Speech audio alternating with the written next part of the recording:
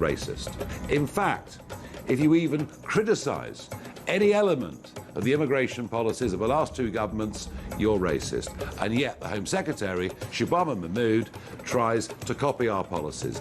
Patriotism, a force for good, is turning into something smaller, something more like ethno-nationalism, which struggles to accept that someone who looks like me and has a faith like mine can truly be English or British. Britain is being invaded. Thousands of fighting-age men from countries that despise Britain continue to arrive on our beaches. Our plan is the only appropriate response to a national security emergency.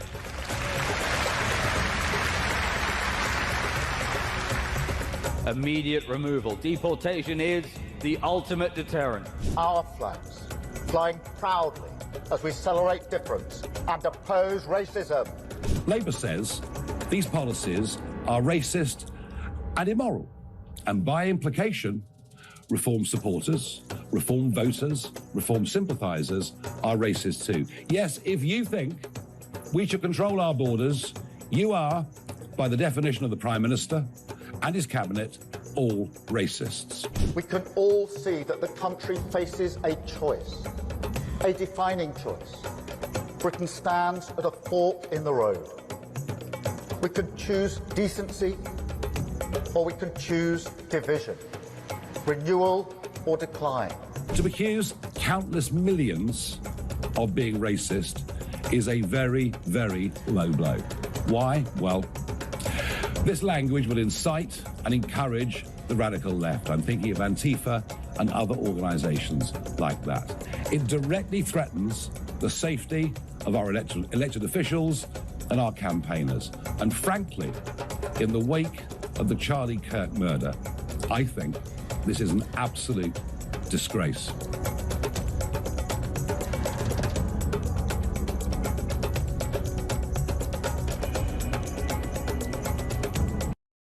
Across the UK, on DAB+, on your smart speaker, on your smart TV, and on your side.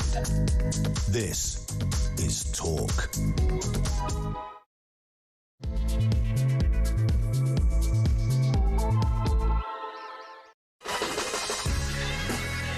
Good morning and welcome to Morning Glory. It's coming up to 3 minutes past 6. It is, of course, Friday, the 10th of October, believe it or not. This is an anniversary of some kind of mine. I'm not quite sure whether it's my ex-wife's birthday or wedding anniversary. Can't remember. Anyway, it doesn't matter because I'm not with her anymore. So we'll just pass over that, shall we? Just gloss over it as if it didn't happen. Tom Slater's here. We're going to be looking through the papers this morning. Obviously, all very much dominated by the peace deal broken out in the Middle East by Donald Trump. Incredible stuff, really, if you think about it, when you consider that only 2 days ago they were still killing each other. Trump celebrates art of the everlasting peace deal, is what it says on the front page of the Times. The Telegraph has got a picture of Donald Trump. We have peace in the Middle East. Trump says he hopes to be at the ceremony to sign a truce accord as hostages are set to go free next week. We're told Monday or Tuesday at the latest. All the hostages who are still alive, and we think there's about 20 of them, will be released back into the bosom of their family, which has got to be a great thing. It's got to be something to celebrate. Blessed is the peacemaker. Front page of the Daily Mail. Hamas, the war is over. An extraordinary day, really, yesterday, when you think about it. I mean, there's lots to talk about around what's been going on in the Middle East, around what will go on here, because the big question, of course, in this country is, will the anti-Israel marches now stop? Will the pro-Palestinian lot actually put their, guns away and go back to their homes and come up with some other reason to march around London every single weekend about something else? Or will they see the light of day and actually just forget about it altogether? Or will they do what many sick people suspect they will do, continue their assault on Israeli occupation of Gaza, as they put it, and also just attack Jews, because that's what they like to do. They don't think Jewish people have a right to exist. So we'll see whether all of that has any merit whatsoever throughout the course of the show this morning over the next 4 hours. Also, plenty of other stories as well. Keir Starmer over in India yesterday, claiming that he's now doing more deals for trade with India. He's going to be not giving any more visas out for university students. He's not going to give any more visas out for Indian workers. However, he is going to forge a new relationship with modern day India. And so we'll see how that all plays out as well. Lots of other stories. Italy has voted to ban the burqa. We'll be talking to Sarah Pochin, Reform MP, about that. We'll also be talking about how the train Wi-Fi in this country is apparently worse than it is in almost all parts of the world, including Romania, where they have better Wi-Fi than we do. Absolutely extraordinary. Spain, we've got an international flavour today. Spain is apparently preparing for more blackouts because of their net zero madness. And the one in, one out scheme, let's talk about that, because it looks as though something like 10,000 people have come since they introduced the one in, one out scheme. And guess how many they've sent home? That's right, 26. They don't even announce it anymore because it's so embarrassing. 26 people have gone back, 10,000 have come in. And of course, wouldn't you know it, on this particular date, the 10th of October, it turns out that the NHS is about to enter another winter crisis. Wouldn't you just have guessed that? It's in a state of emergency. It can't go on like this. Winter is approaching. It's going to be terrible. Of course it is. Happens every single year. 0344 499 1000 is the number. This is Morning Glory. It's Friday. We might have a few gaffes for you as well. Let's get it on.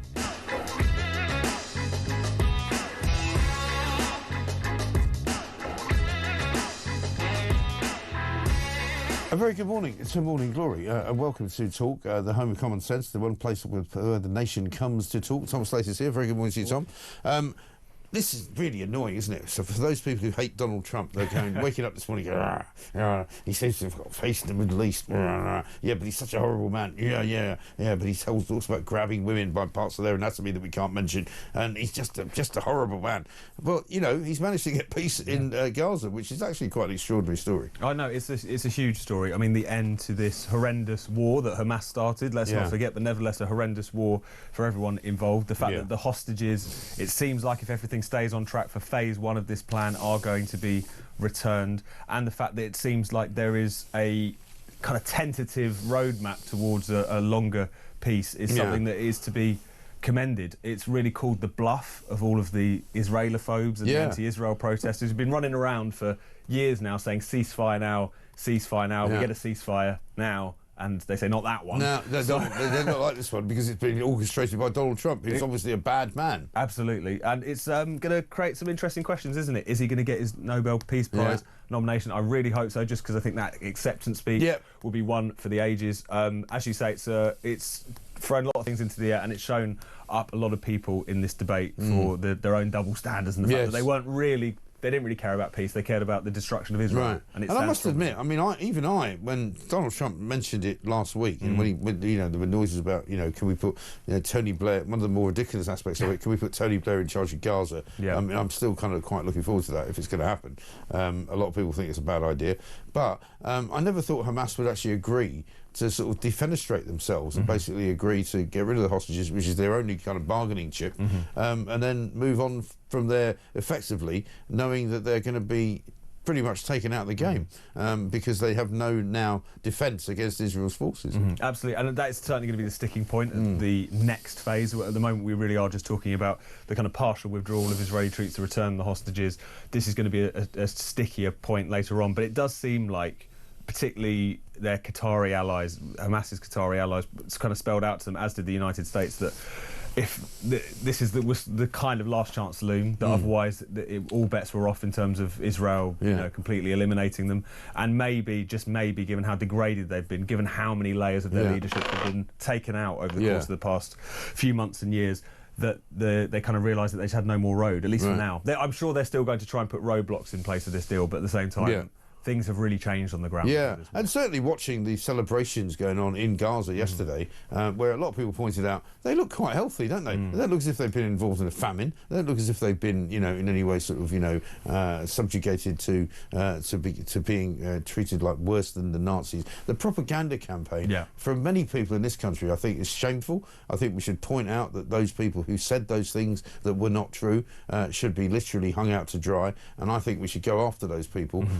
I don't mean that in a physical sense, but I think go after those people in a sort of metaphorical sense and point out how many lies were told during this war and how much propaganda was put out, not least by the United Nations, not least by some of the medical groups that were going in there, and not least by some of the charity groups that were just telling absolute outright lies. I mean, how many times did we hear there was a famine that was going to kill 14,000 people, that babies were all going to die? You know, all of that kind of nonsense. And you just think, you didn't need to do that. I mean, it's a bad enough situation. And, you know, I'm not painting Israel as the good guys here, necessarily, although obviously they're not the bad guys either.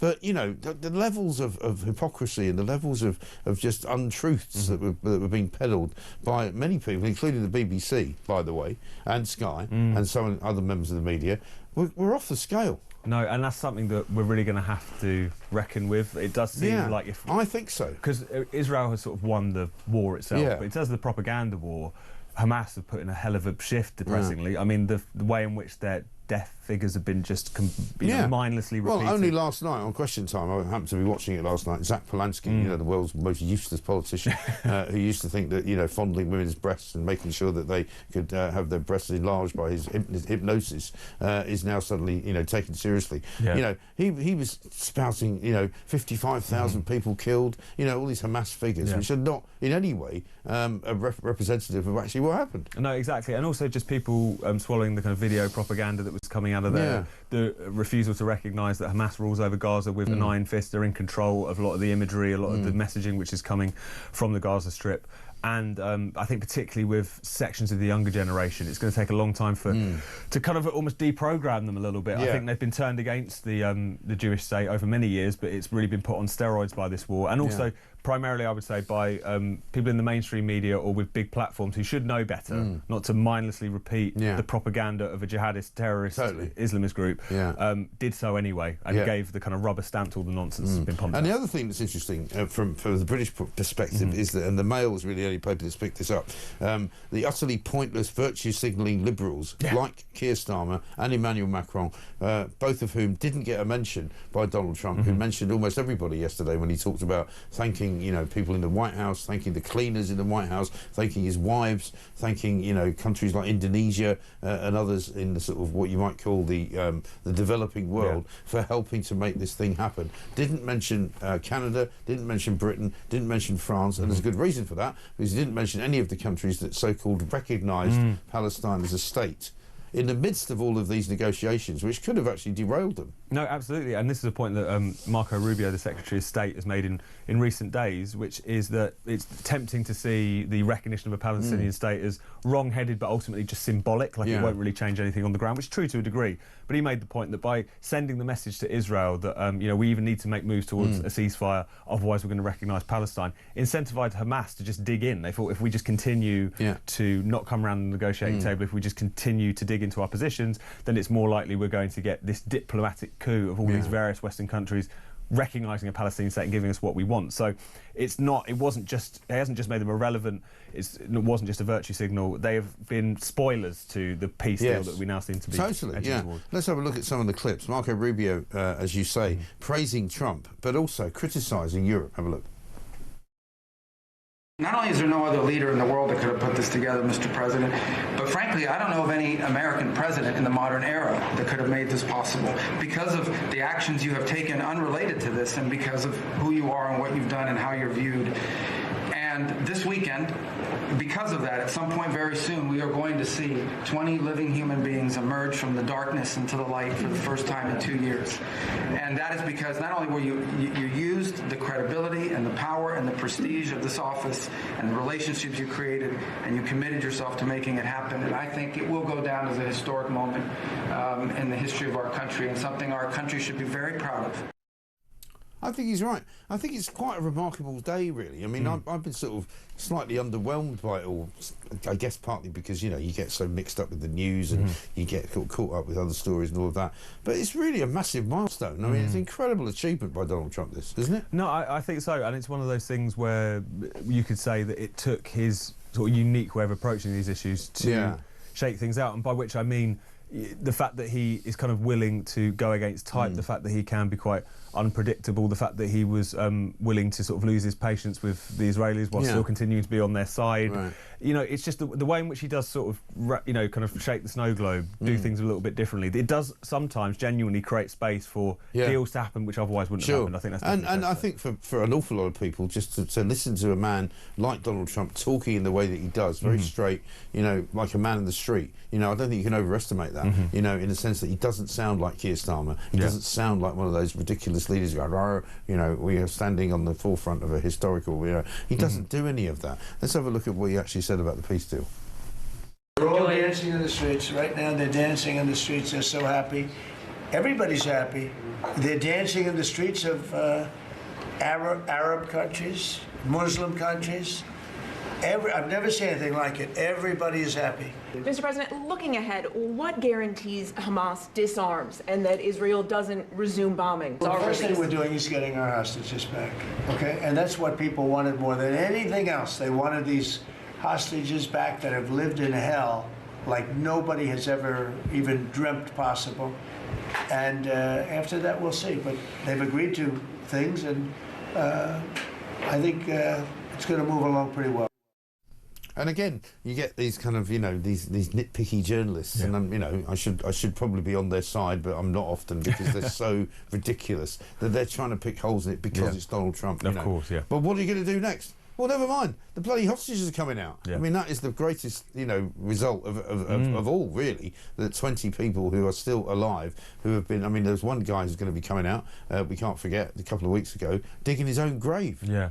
You know, and I find it, and it's be a very emotional moment, won't it, Monday or Tuesday, whenever they all get released. No, absolutely. You can imagine what the atmosphere is going to be like in Hostage Square in Tel Aviv, and I think you're exactly right. That's the main thing, is the fact that the hostages are coming home. That is a tremendous achievement. Also, they're coming home without Israel even fully withdrawing. I mean, you know, they'll still pull back to, I think, just north of 50% of Gaza's territory. So the extent to which this is clearly a negotiating coup is very obvious. And also, that was always the primary objective. Like so many very complicated peace deals, is one step at a time. The 20-point plan that was drawn up was sufficiently vague that all sides could kind of buy into it. You could get the first phase over the line, and then you move on and on and on. Of course, we don't know what's going to happen. Of course, Hamas are not honest brokers. No. They're jihadist lunatics. But at the same time, this step is something to be celebrated. We hope that the other steps do take place. And the nitpicking, as you say, is more about animus towards Donald Trump than it is lack of faith in this particular plan. And I mean, you know, I was watching Talk yesterday as the story was unfolding, and you know, the breaking news came in around about, I don't know, sort of 6 o'clock or something like that, that Hamas had actually admitted the war is over. And you kind of go, these are not words you ever expected to hear. You didn't expect Hamas to actually admit that they would stop the war. Exactly, and it just shows how much things can change when there is sort of serious determination to resolve questions like this. And I think, especially where Hamas are concerned, that will be the big open question, is have they been so degraded? Are they now just a bunch of teenagers with Kalashnikovs and a few other old heads because of the fact that so much of their leadership has been taken out, that there is a bit of space now to imagine a future in Gaza without their presence continuing to be felt? They will continue to hang around, obviously. You're not going to be able to get rid of them completely. Some of them will just melt into the population. Others will claim that they've downed arms and committed to peace, but will continue to subvert things underneath the surface.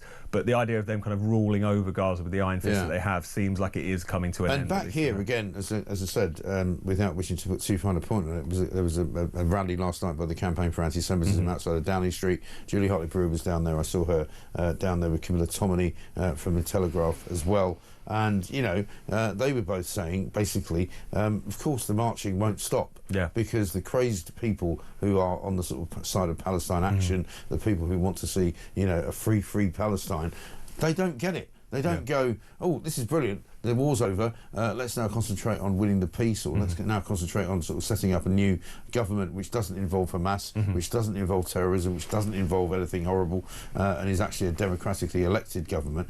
They won't be doing any of that. They'll be marching around at the weekend claiming that Israel is still an illegal occupier of that part of the world. No, and because this was never really about what Israel was doing in Gaza. The first application for a national demonstration against Israel after October the 7th was made on October the 7th. This was before they even did anything. Exactly, like before anything took place, let alone the full-blown ground invasion. You know, the attacks were still going on when the Palestine Solidarity Campaign were calling up the Metropolitan Police and asking if they could march a week hence. I mean, it's just so clear now that this is primarily people who are not interested in peace. They're certainly not interested in a ceasefire. They're interested in the destruction of the state of Israel.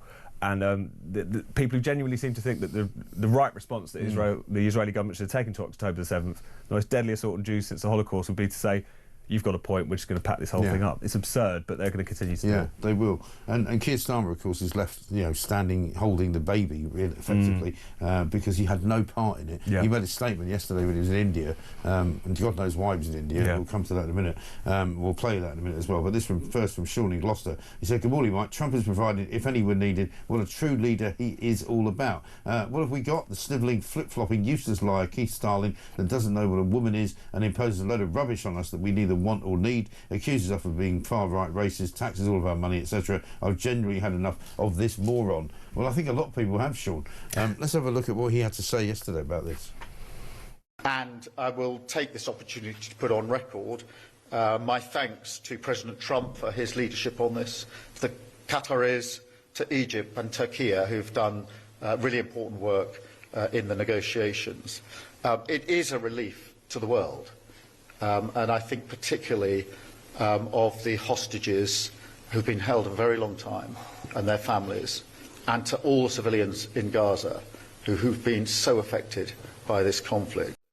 I mean, it's so ridiculously hypocritical. He recognised Palestine as a state while Hamas was still holding hostages, right? Which did nothing but actually antagonise the Israelis, did nothing but basically create a problem for those people who were negotiating for a peaceful solution, and who really doesn't get it, does he? I mean, he just doesn't understand international diplomacy. Not in the slightest. And the fact that he even sort of has the gall to welcome this deal when, as we've been talking about... Nobody cares what he thinks. No, he's made himself entirely irrelevant. Yeah. And it's one of those things where, particularly so, because we know why he'd made that announcement. We know why he quote-unquote recognised Palestine, even though it would make no change whatsoever on the ground. It's because of the fact that it was for domestic political reasons. He wanted the left of his party to calm down. He wanted to try and shore up his support in particularly British Muslim communities. This was something that was entirely self-serving. It wasn't about the grand humanitarian gesture he was trying to present it as. Far from it. And that is really what I think galls, it sort of winds people up even more. Yeah. That he's, not only is he ineffectual, not only is he irrelevant, but he's actually insensitive to the needs of the people of this country, including particularly, and I think of them as the Jewish community. He has made an enemy of the Jewish community. He's made enemies all around the world. He's gone off to India for no particular reason, for no particular time that he needs to be there, and while the world sort of goes on around him, he has no part in any of it. And the betrayal of British Jews, I think, is exactly the right point, Mike, because when he came in, I think he got a fair amount of credit for the fact that he did seem like he wanted to get on top of the anti-Semitism problem. He did kind of kick out some of the worst offenders. He obviously kicked out Jeremy Corbyn. I think we're in a situation where, after the horror of the Corbyn years, a lot of British Jews were giving the Labour Party a fresh look. That's over now. Yeah, and the fact that on October the 7th, on the anniversary, over the course of the past week, he didn't give a speech, he wasn't even here. He didn't go to any vigil, right? Says everything. We said this the other day. He didn't even bother to light a candle in Downing Street, which would have been really easy to do. He could have just stood in Downing Street and gone, look, I'm not going to go out in the grandstand, it's too solemn of an occasion for that, but here I am, my wife's Jewish, my family are Jewish. He said, did he not, when Donald Trump was here, he's got extended family in Israel. Surely to Christ, he could have just lit a candle in Downing Street and gone, this is for all of you people waiting for your loved ones to come home. But he didn't do it because he has no humanity. And he has nothing. And he's literally like a husk. And he just can't see it. And I think there's, and maybe part of the calculation, he knows that that wouldn't buy him any credit.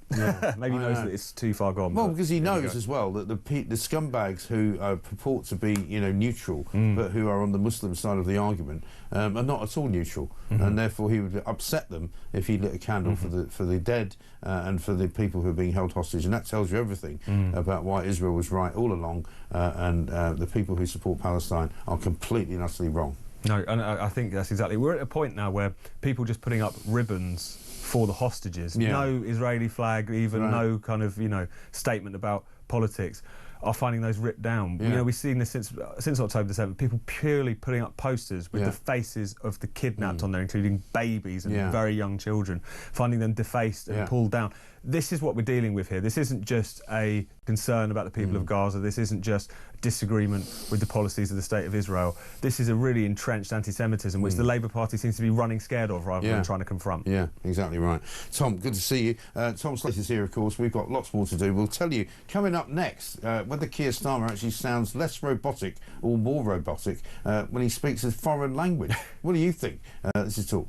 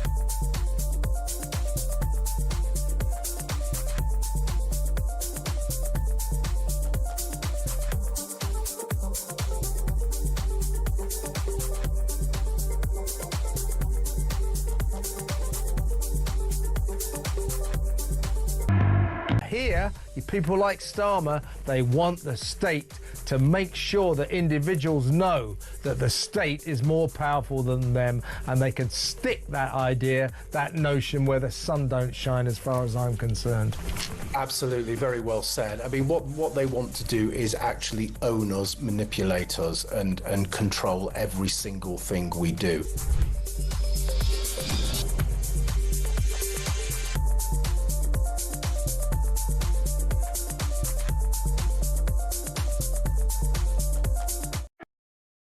Across the UK, on DAB+, on your smart speaker, on your smart TV, and on your side. This is Talk. Welcome back to Morning Glory. It's coming up to 28 minutes past 6. Got a couple of messages coming in.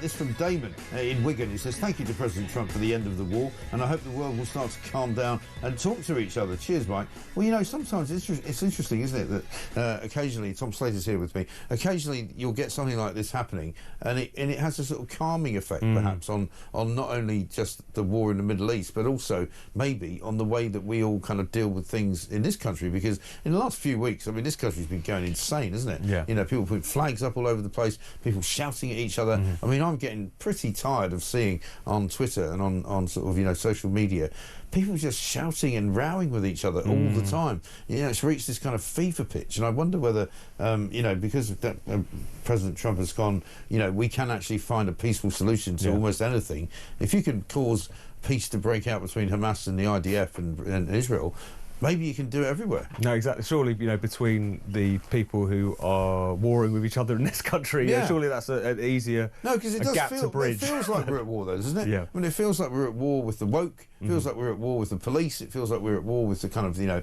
the officials of this country, and constantly telling us to behave ourselves, you know. And it would be nice if it could all be sort of dialed down a bit. No, exactly. Oh, and I think this is a reminder, as you say, that even though things can seem intractable, things can change. Yeah. You can move the dial. You can, you know, actually solve something which seemed irresolvable even a few months ago. So surely there's some lessons for us in that as much as there is on the geopolitical stage. A couple more here. Andrew from East Sussex says, Trump has shown the difference between our leaders. He goes out of his way to do the right thing, cares about humanity with the peace deal, and doesn't take any nonsense from anyone, looking after his own people first. Over here, we have a woke people pleaser that recognises terrorist organisations and doesn't really have a view on anything. Maybe he will praise the release of the sausages now.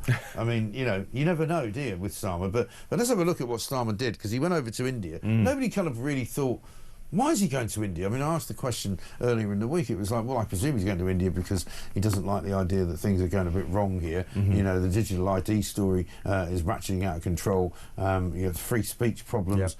We've got the arguments about the one-in, one-out migrant crisis. You've got the NHS in crisis, you know. Here he is, believe it or not, speaking Hindi. I didn't think I'd ever introduce the Prime Minister of this country speaking Hindi. But the funny thing is he actually sounds worse speaking Hindi than he does speaking English. Check it out.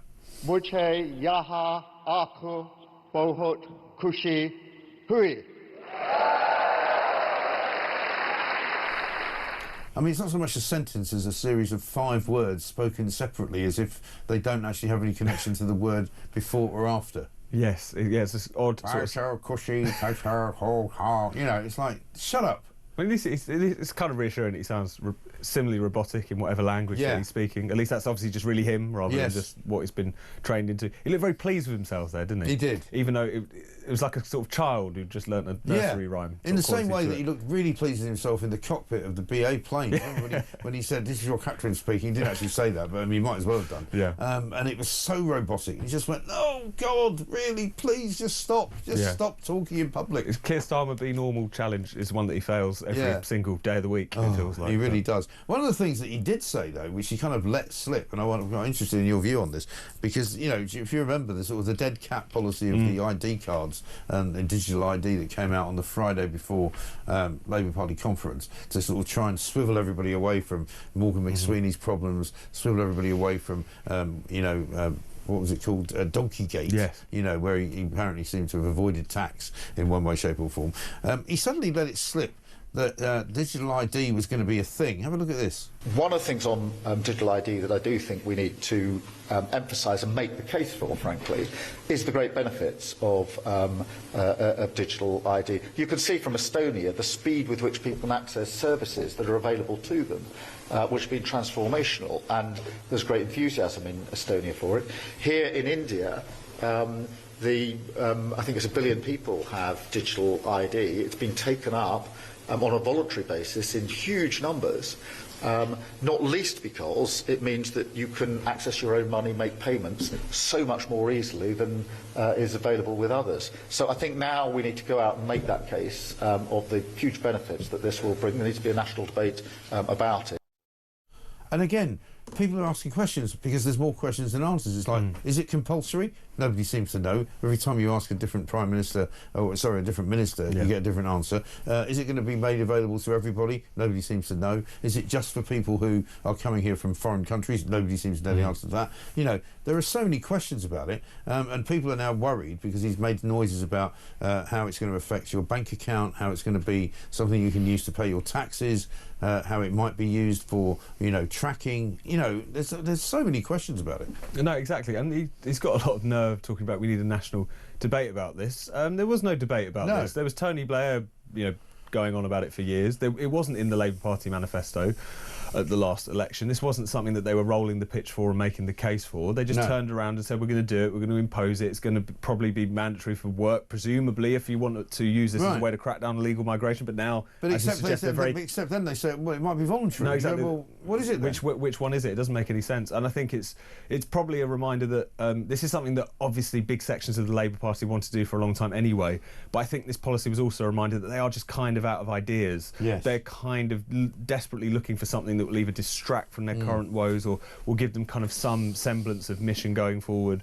but it's disastrous, and for civil liberties and privacies, I think, of digital ID would be. You do wonder whether it's going to be able to get over the line just because of how badly thought through it's been as much. Yeah, and also, I mean, the one saving grace for me is that because the government is so useless at this kind of thing, particularly when it comes to tech, they probably won't ever get around to it. They've said it might be rolled out sometime before 2029 or possibly afterwards. I don't think it'll ever come in. And of course, one of the things that also proves me usually right on these things is that there isn't really anybody that can define what it's for, what it will do, and who will actually have access to it. So again, like the NHS app they tried to introduce during COVID, it will probably just fall flat on the floor. Yeah, and the way in which it seems to be kind of hoofed over to the sort of science and technology department to deal with rather than the Home Office because they don't want to touch it. You just think, right from the off, there's so many warning signs about this, and there's so much confusion about this, and there's so much little detail on the ground. I think it's because so often with ID cards, they were just they were a kind of solution. They were an answer in search of a solution. It's one of those things where no one could really work out whether it was for migration, whether it was for public services. Maybe it's all of the above.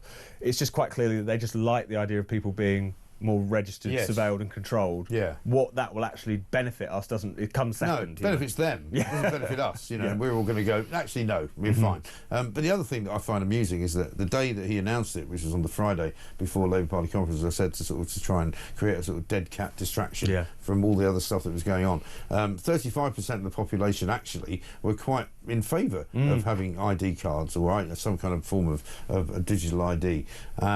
Because many young people, certainly in London, are quite in favour of it. But it turns out that after he announced that he wanted to do it, people were so unsure of his ability to make it work that the approval rating went down to -14 points. So he lost all of the 35% and then added an extra 14%. So he actually went down sort of to 49% anti. It's incredible, isn't it? I mean, we should almost be thankful that the man with the kind of reverse Midas touch is the one trying to push through this very controversial and very suspicious policy. It's anything this man touches just completely goes up in smoke. It does. I don't understand. This is why I think the questions about is he going to last, the year, let alone the term, are completely fair.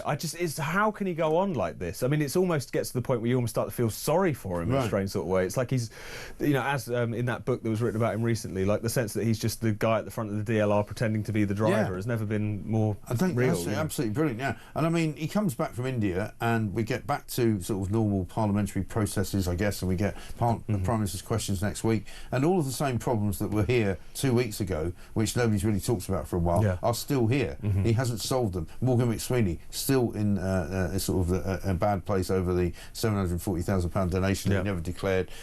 Still in a bad place about Donkeygate. Still in a bad place about the economy, which is really horrendous. And we're looking at an £84 billion black hole now. The Chinese spying scandal. The Chinese spying scandal, which a lot of people actually say is even the biggest scandal of this government, and there's been loads.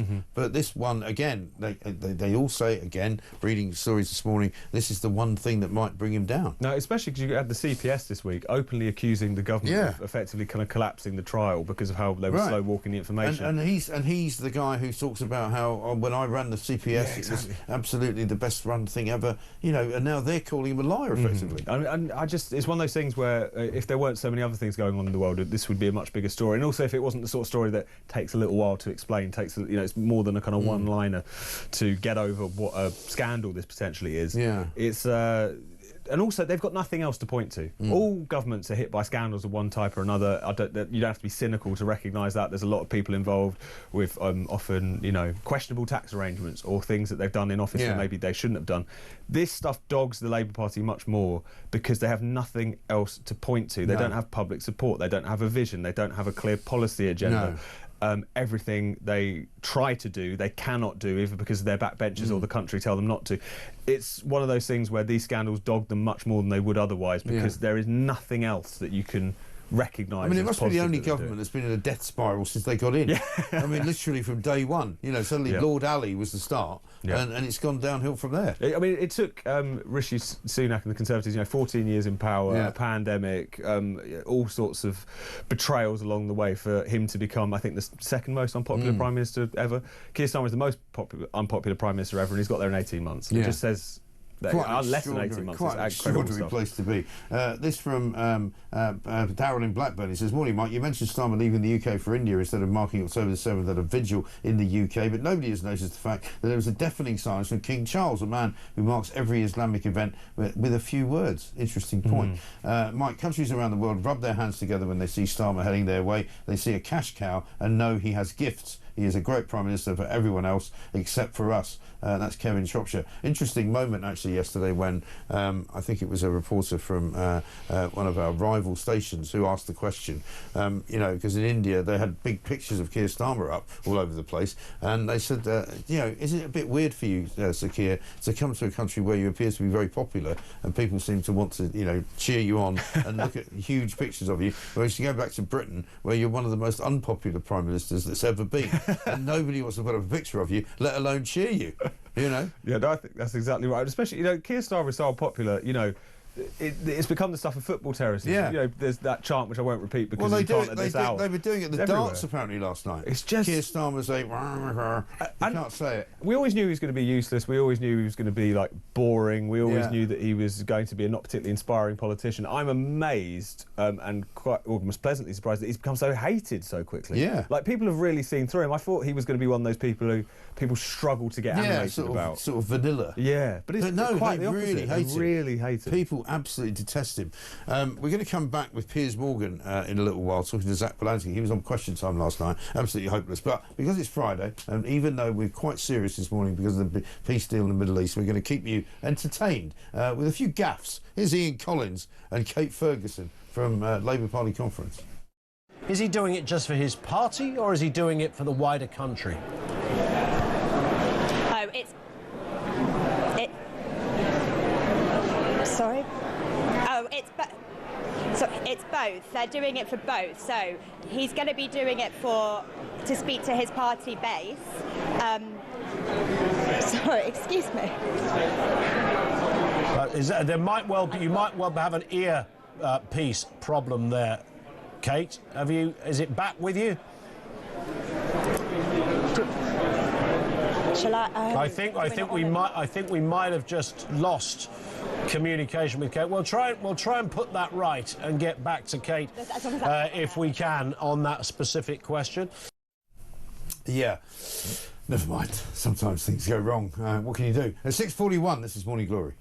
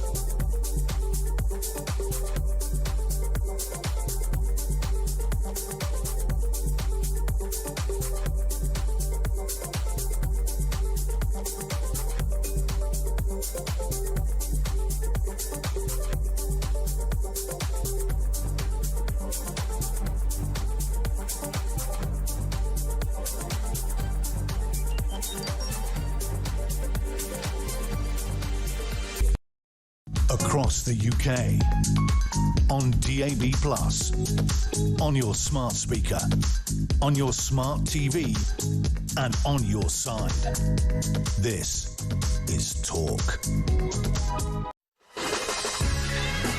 Welcome back to Morning Glory, coming up to 6:44. Brian says this morning, Mike, the pressure is on Starmer and Khan now over the pro-Palestine protest because now the war is over, these protests are purely about anti-Semitism. Therefore, the police should arrest all of them on the basis of being Starmer's favourite word, racist. I think that's absolutely right. Let's get a voice note from Johnny. Morning, Mike. It's Johnny in the van.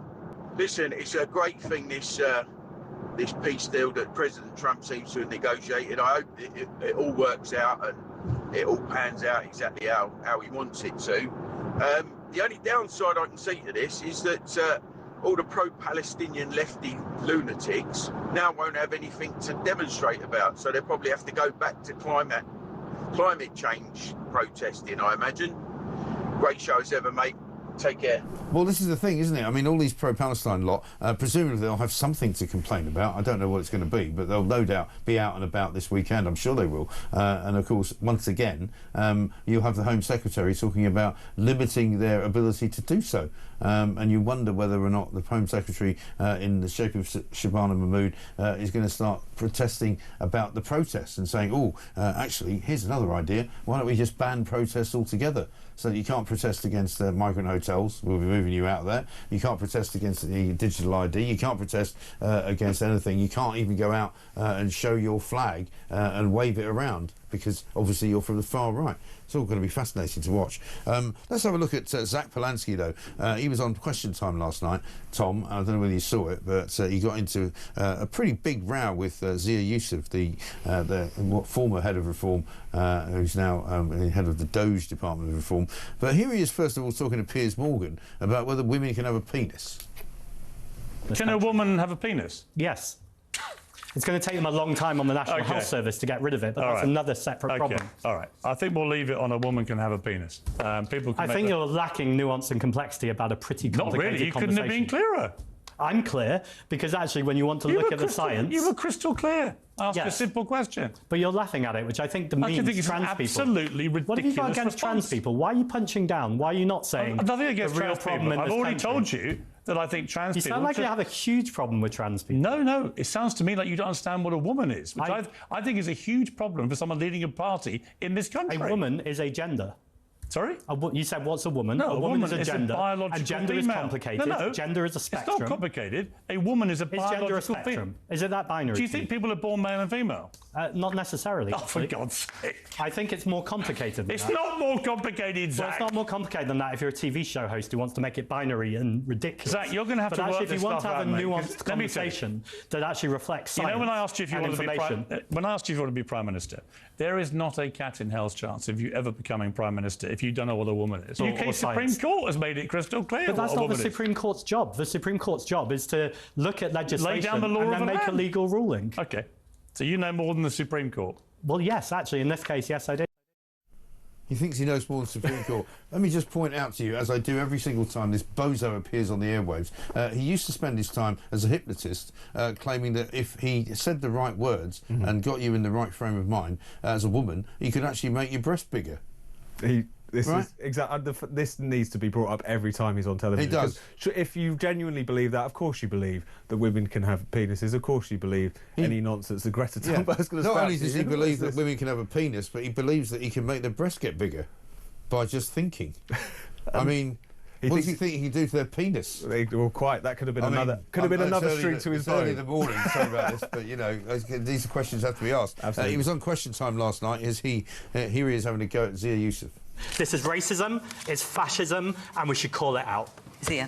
OK, so what we want to do is support people on the basis of whether they are legally entitled to be in this country. That's nothing to do with race, ethnicity, nor religion. Now, let's talk. You accused me earlier, let alone fascist. You said that I was peddling disinformation. And I think people watching this programme at home, given the Green Party are right now, to be fair, they're surging in the polls. It's important that people know this. When Zach Polanski is making seductive claims to you, it's important that you understand, before he came into politics, he literally made money by charging women on the promise that he could literally enlarge the size of their breasts by hypnotising them. That is a true statement. And he, later in the show, Zach Palazzi, I actually watched it last night, said, we've all made mistakes. Well, I haven't made that mistake. I mean, I don't know about you, Tom. Have you ever been a hypnotist trying to convince women that you can enlarge the size of their breasts by them paying you money? Incredibly not. I mean, this whole "we were all young once" It's not defense. rocket science, is it? Yeah, you know, listen, I once ran through a field of wheat, you know. I once stole some chewing gum from a shop. I didn't ever try to convince women that I could make their breasts bigger by hypnotising them. Exactly. It's not really that difficult, is it, to avoid that pitfall of a younger and that days. makes him a scumbag, in my view.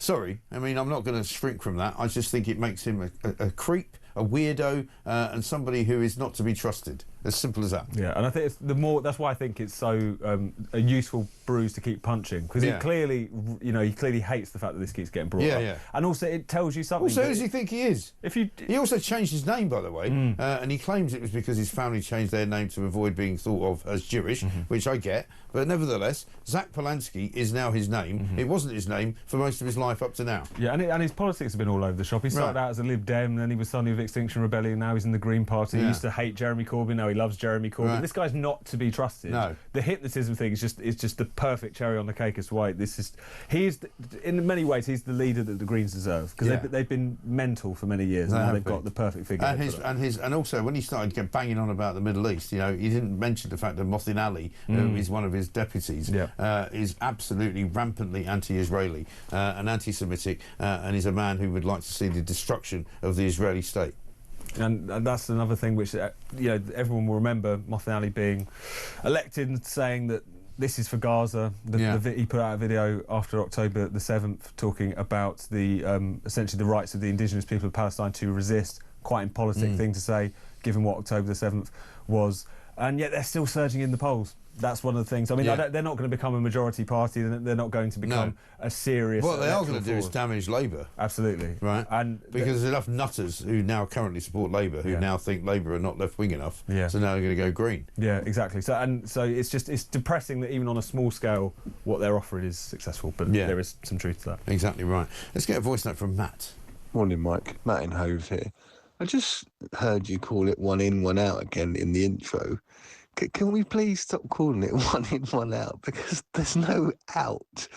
Just because 19 people have went on a flight back to France, they're being replaced. I mean, if you went to Gatwick and jumped on a plane to Paris and then turned back round and got on a plane back to Gatwick, you wouldn't be walking around Gatwick Airport going bonjour, ça va to everyone. I'm in Paris. You're not. You're in Gatwick. You haven't gone anywhere.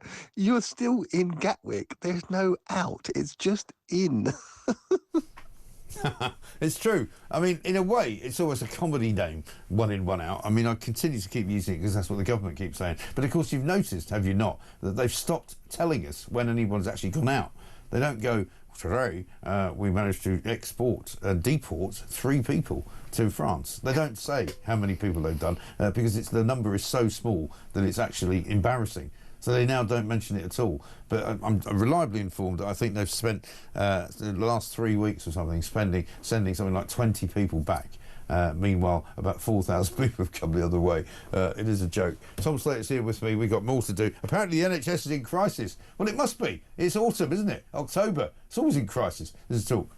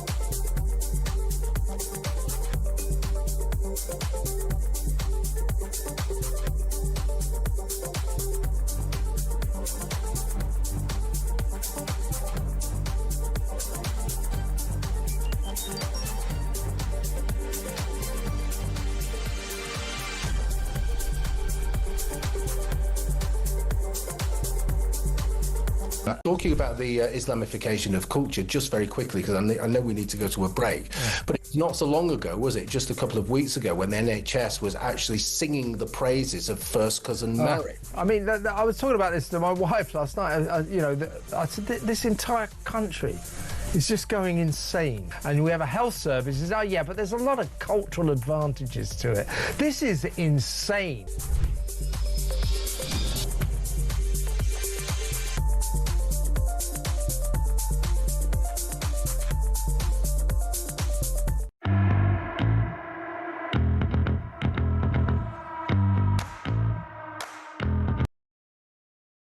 Across the UK, on DAB+, on your smart speaker, on your smart TV, and on your side.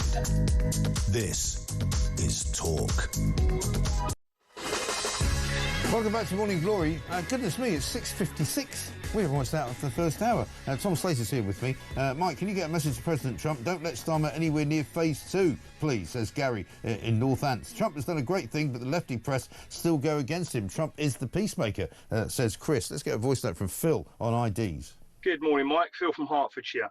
Just listening to that clip with Starmer and about his digital IDs. He said it will make it easier for people to access their own money. That's a red flag, isn't it? So what is he basically saying, reading between the lines? If you don't have digital ID, you won't be able to access your money. Very, very concerning. Yes, I think there's certainly concerns about this whole digital ID idea. The idea that you will somehow not be able to get into your bank account, or you won't be able to pay for anything with your credit card or whatever. They can block things. Yeah, it's definitely something we'll be talking about. Front page of the Telegraph, Tom. NHS is in a state of emergency, say doctors, as waiting lists soar. You know, it's almost like Back to the Future, this, isn't it? You're kind of going, when did you last see that headline? Under the Tories. Is it that time of year again? It is. You know, 24 hours to save the NHS. Yeah. Exactly. You're starting to see, you know, the kind of annoyingly early Christmas decorations going up in some of the shops. And we're seeing the depressingly early warnings that once again the NHS is in a state of collapse. The fact that this is happening despite that £25 billion injection from the Chancellor, despite the fact that despite the claims that they were going to be laser focused on bringing down waiting lists for a third month in a row, waiting lists have gone up. There's been a rise in 12-hour waits at A&E, 12 hours. God. I mean, the fact that in a kind of civilised nation that, you know, despite the fact the economy's not doing great shape, we should have a lot going for us. The fact that people are having to put up with this and being told that it's actually a great social achievement. And it's a sort of normality, right? So when you go to an A&E, just be prepared to wait. No! Be prepared to be seen quickly. Yeah. Why should you be prepared to wait? And I don't know about you, but I really sense that for the first time in quite a long time, people are fed up with being told that this is still the envy of the world, that this is still such a great social achievement. Load of old cobblers. People are... it's almost an insult to their own intelligence and what they just experience day to day. The fact that they know that when they encounter the health service, they're basically trying to be pushed away from it to manage demand constantly. The fact that everyone now has a horror story from their own family and friends as to how much treatment gets delayed. And the fact that Labour... You know, the one issue that they could always hold on to, usually amongst the public, was that they'd be better looking after the NHS. I think, in just over a year, they've completely shot that because we care. But it turns out West Streeting made a complete and utter blunder by giving the junior doctors a bucket load of money, 22% pay rise, in the first month that they were in charge. And now look where we are. You've got nurses threatening to go on strike, junior doctors about to go on strike again, ballots all over the place. The whole business of health in this country completely useless. Tom, good to see you. Thank you very much indeed. We'll be back with more after the news.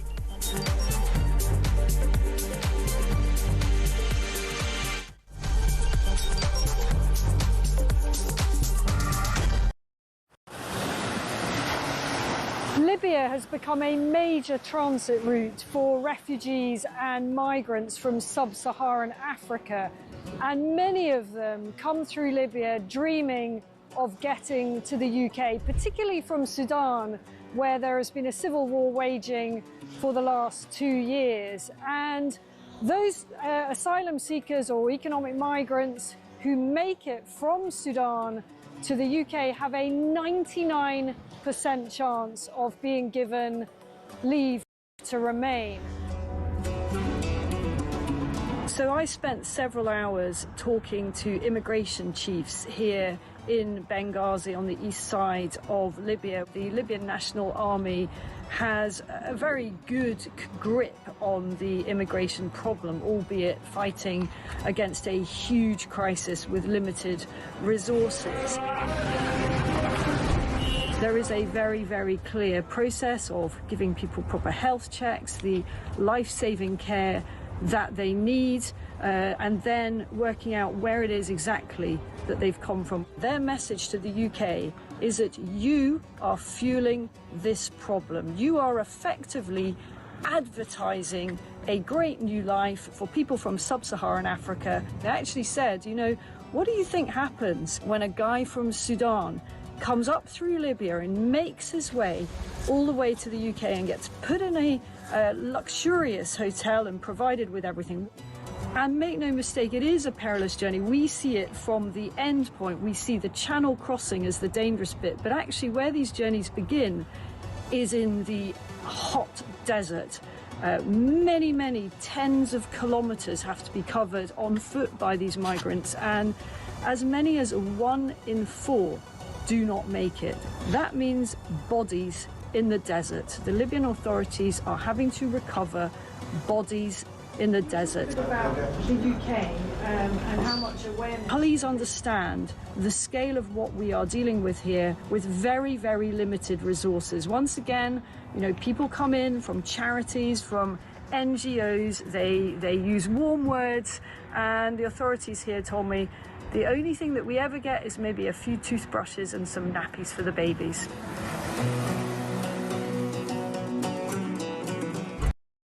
Across the UK, on DAB+, on your smart speaker, on your smart TV, and on your side. This is Talk.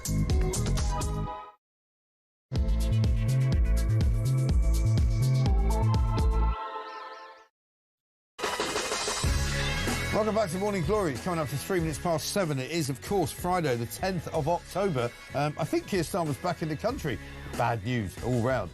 He was in India, of course, doing the rounds of Bollywood. He went and checked out what was going on in the Hindi film business. He had a little bit of a go at trying to set up yet another scheme to bring more people here to do more jobs. I mean, he claims that he's gone to India to sort of produce even more trade deals and bring even more money into Britain, create even more jobs into Britain. I'm not sure why he went. Nobody's really sure why he went. But one of the things he did do while he was there was he decided to say a few words in the local dialect of Hindi. Mujhe yahan aake bahut khushi hui. It's about as useless as anything I've ever heard. I mean, he sounds even more wooden and robotic in Hindi than he does in English. Why does he even bother? Apparently, according to our expert here in Talk Towers, he was saying, I'm very happy to be here. Well, we're also very happy that he was there, because at least he wasn't here. But that's about the only thing we can say for it, to be honest. We don't know what he's going to do when he gets back, because when he gets back, and he gets back under the desk of Downing Street, he's going to find that he's got a massive problem on his hands. According to the NHS, it is in a state of emergency. Waiting lists are soaring. Doctors say they haven't got enough money to do the job that they need to do.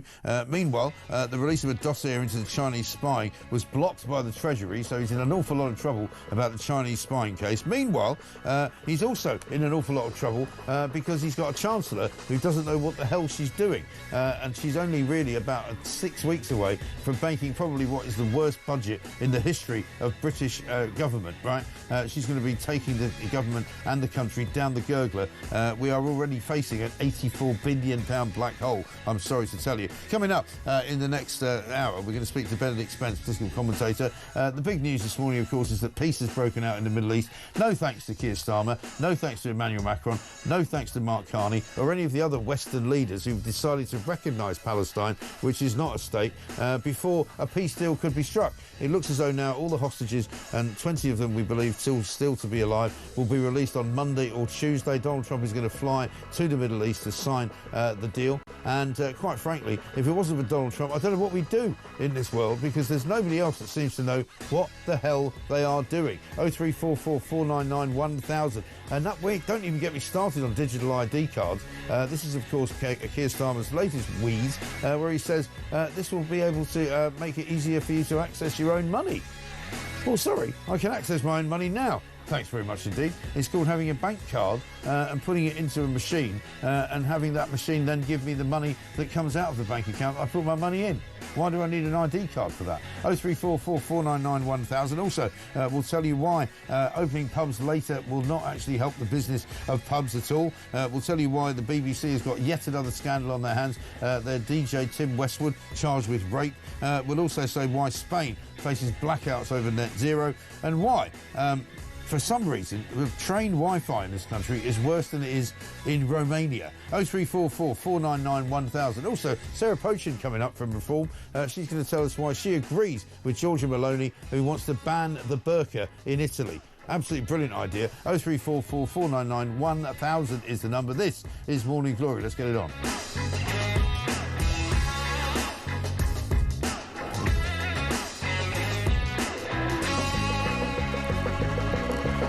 We've got some great messages coming in. This one from Gurdeep, who says, "Good morning, Mike. This so-called leader of the Green Party, perhaps he hypnotises women to grow penises. That's why he's 200% sure that women have penises."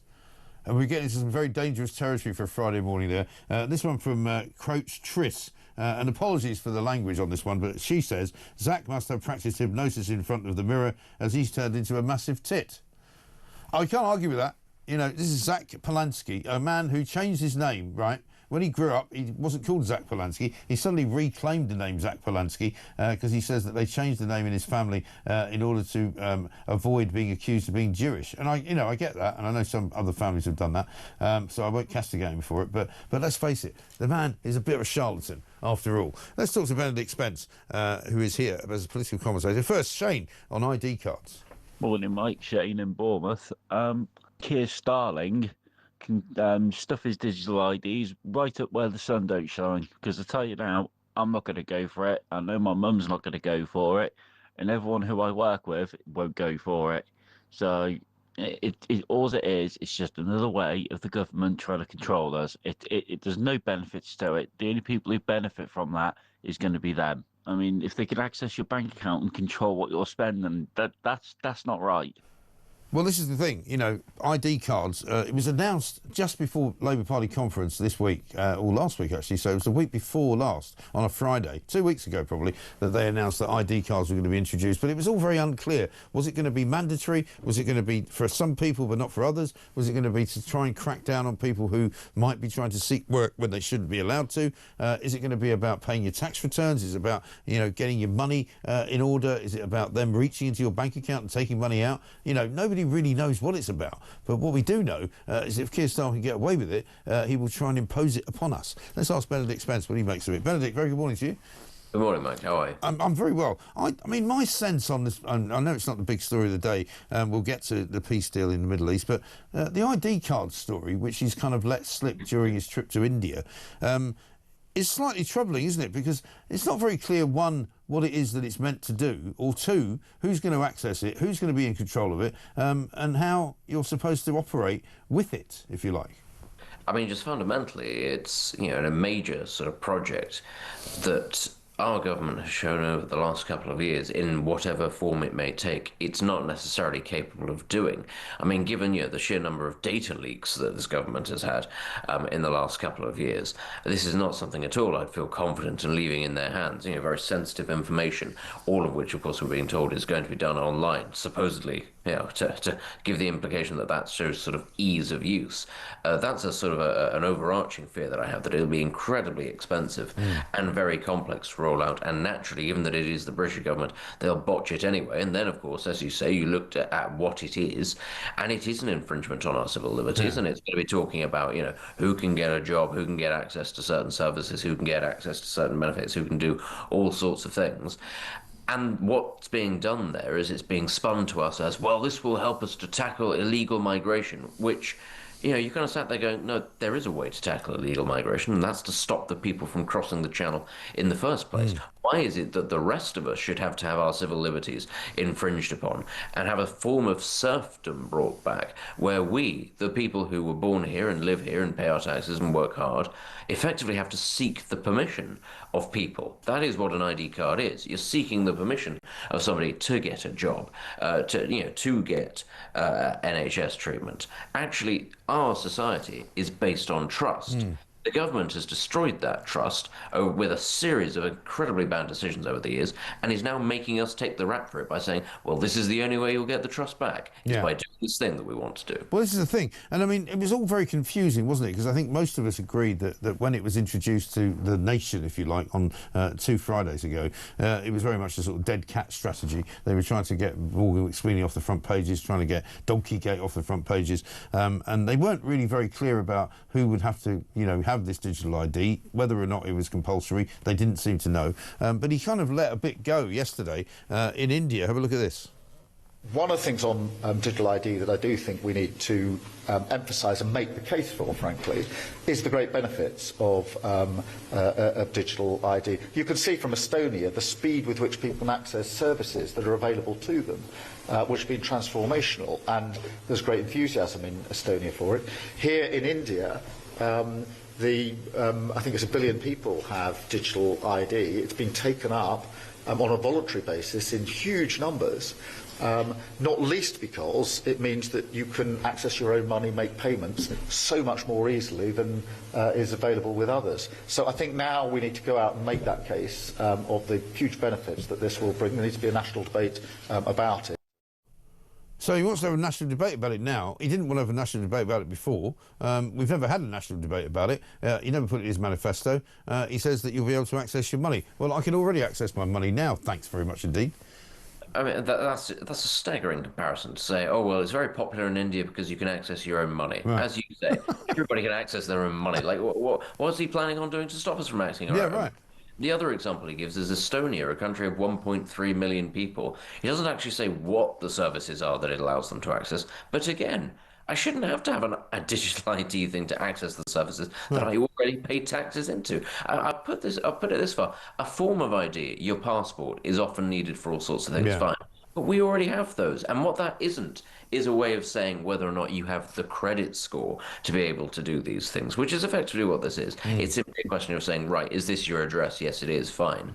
But honestly, what a very strange 2 comparisons to pick, Estonia and India, especially seeing as there are other examples that he could have picked. He could have chosen Germany. I wonder why he's not choosing Germany, because Germany has a huge problem with illegal migration, and digital ID hasn't done anything to stop that. No. Because of course it won't. I mean, there's no way. How can you give digital ID to people who you don't know who they are? Exactly. People getting off a boat and you go, and what's your name? Mohammed. All right, here's your digital ID. Great. I mean, what does it mean? Well, especially seeing as the whole point with half of those people is that they throw their own ID over the side of the boat on the way anyway, because they know that if they don't have ID, it's harder to deport them. So, like, what on earth are you going to do? You can't prove who these people are. You're not going to deport them anyway. What are you going to do? Sort of give them a digital ID that says placeholder, or for the purposes of your stay, until we work out who you are, your name is, I don't know, John Smith. I'm going to have, 50,000 of those every year sat there. What do you do with this information? Yeah, honestly, and the thing is, of course, with this, half of those people who are coming here, they don't plan to work legally anyway. So this idea, oh, well, it'll stop them getting jobs. It's not like they're all going out to work at Tesco or something like that. None of them are doing that. They're working in the gig economy. They're working illegally. Or they're here to just take money for no work at all. This is what I don't understand. Like, how is that going to stop any of this? Exactly right. The big story today, obviously, Benedict, on the front page is all about the Middle East. Front page of the Telegraph, we have peace in the Middle East. Blessed is the peacemaker. Front page of the Daily Mail. Trump celebrates the art of the everlasting peace deal. I mean, my question is that isn't it kind of embarrassing to be British and to know that our Prime Minister has played absolutely no part in any way, shape or form in forming this peace deal and will play no part again in carrying out the peace that will continue to sort of to work its way through Israel and Gaza, and basically has now become an international irrelevance. Irrelevance is the key word there, because we've gone through the whole rigmarole of deciding we're going to recognize Palestine as a state, which is something that people, including the United States and Israel, were saying at the time, this could jeopardize a peace deal. And now it turns out there actually is a peace deal on the table, and it hasn't jeopardized the peace deal because we don't matter that much. Yeah, and it's not just us also. The same can be said for countries like Canada and France, who all did the same thing, and the US and Israel are saying, please don't do this because we might actually be able to get a peace deal. They have got them anyway. Our recognition of Palestine has done absolutely nothing for the Palestinian people. You have to say it's sort of amusing, but Donald Trump has proven once again, despite being told that he is Satan by sort of every liberal politician and journalist in the Western world, he has managed to make more progress on this single issue than a legion of presidents and prime ministers from time immemorial. All the efforts of the United Nations, all the efforts of all of these great statesmen who sort of sit and harangue and condemn Israel and say, there must be this, there must be that. None of that has achieved anything. All it's achieved is Donald Trump, who just wants a peace prize. He just wants a Nobel Peace Prize because Obama has got it. With that sole bit of motivation, he has managed to achieve more than the raft of Western diplomacy has since the foundation of the State of Israel. Yeah, absolutely right. And he's also blown apart a great big hole in the United Nations. Let's have a look at him talking at the UN just last month. In a period of just 7 months, I have ended 7 unendable wars. They said they were unendable. You're never going to get them solved. Some were going for 31 years, 2 of them, 31, think of it, 31 years. One was 36 years. One was 28 years. I ended 7 wars. It's never happened before. There's never been anything like that. I'm very honored to have done it. It's too bad that I had to do these things instead of the United Nations doing them. And sadly, in all cases, the United Nations did not even try to help in any of them. And of course, the other problem that we're going to have over the next sort of weekend, if not longer, is the Palestinian marchers, who will no doubt continue to march around London and Manchester and various other places, because it's not about free Palestine, is it? It's about let's kill all Jews and let's get rid of Israel. Yeah, I mean, for a couple of years now, 2 years now, every time it's all about, oh, the genocide, this genocide that's happening. And the second that a solution to this genocide is put on the table, all of them go, wait, no, don't stop it after all, this isn't what we wanted at all. And you're kind of thinking, all right, maybe it isn't, because that's a strange thing for somebody who thinks that there's a genocide going on to say is, wait, no, don't stop it, we have to continue it, because otherwise we don't get what we want. And it does show you, I'm afraid, the thinness of the argument, and frankly, just the thinness of the attempts to veil the anti-Semitism. That's gone now. I don't think there are any attempts to hide it. It is simply an issue of not liking Jews, hating Jews, and not believing that they have a right to exist. And they've tried their level best to give that veneer of tolerance, to veneer respectability by saying, oh, look, well, we have about 7 Jews who have also come on this march. That shows that we're not anti-Semitic. Yeah, nobody's believing it anymore. And these things will keep going. I don't think they'll keep going in the same numbers as they did before. It'll be, I think that a lot of the energy will fizzle out. But I think one of the great takeaways from this 2-year period, awful takeaways, is that anti-Semitism has been given an acceptable outlet now in this country, and a lot of anti-Semites now know what it is they can get away with without the authorities intervening to stop them. Yeah, I think that's absolutely right. Benedict, good to speak to you. Thank you very much indeed. Benedict Express political commentator there with his view on the anti-Palestinian or the pro-Palestinian marchers, who will be no doubt marching around this weekend, even though a peace deal has been struck and even though the hostages will be released hopefully by Monday and or Tuesday next week. Donald Trump played an absolute blinder, has managed to get people to not only sit down around a table, but to agree to end the war. Hamas have actually said, they came out yesterday and said it, that we will end the war with Israel. It is now over. Extraordinary. Mick says this: it would not surprise me if the bruised ego brigade of the BBC, Starmer, Macron and Carney, try to put a negative spin on the momentous peace deal. Well, far from doing that, what Starmer appears to be trying to do is to kind of latch onto it as if he's got something to do with it. Mark in Croydon says, morning Mark, have you noticed two-tier half-wit Keir no longer calls Trump Donald, he now says President Trump. Maybe somebody said, oi, we're not mates, address me properly. Yeah, I wonder. And here's one from Phil in Scarborough who says, morning Mike, what's Starmer on about? Thanking the Qataris? What? At least he spoke about hostages, not sausages this time. Great show. Yeah, I mean, he hasn't mentioned hostages or sausages for a while, has he? It is absolutely incredible. And Mike, what's happened to the coalition of the willing? Are they even bothering meeting this morning? Says Scottish. Morning, Mike. Have you noticed two-tier half-gear? Oh, sorry, we've done that one.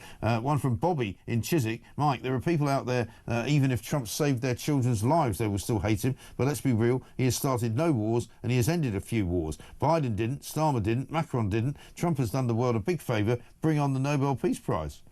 Yeah, I mean, listen, I wouldn't disagree with that. By all means, give him the Nobel Peace Prize. I don't think it's that important. Obviously, he would like to have it. I don't think it should really be a subject that we talk about. But I'll take your views on that, plus a great deal of many other things as well. 7:20. Coming up, Mel Stride, Shadow Chancellor of the Exchequer, and we'll go across to Israel to see what the temperature is over there as well. This is Morning Glory on Talk.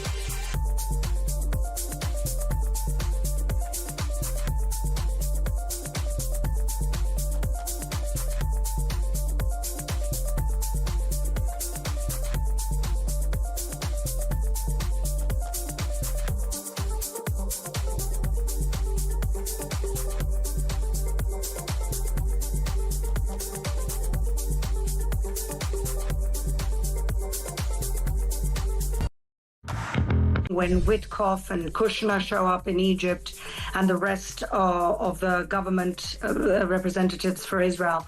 And we're just thrilled but cautiously optimistic because ultimately we don't know what's going to happen in the next 48 hours.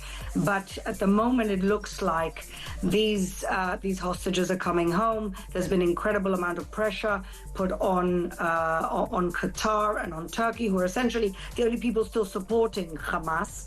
And I think that pressure has worked.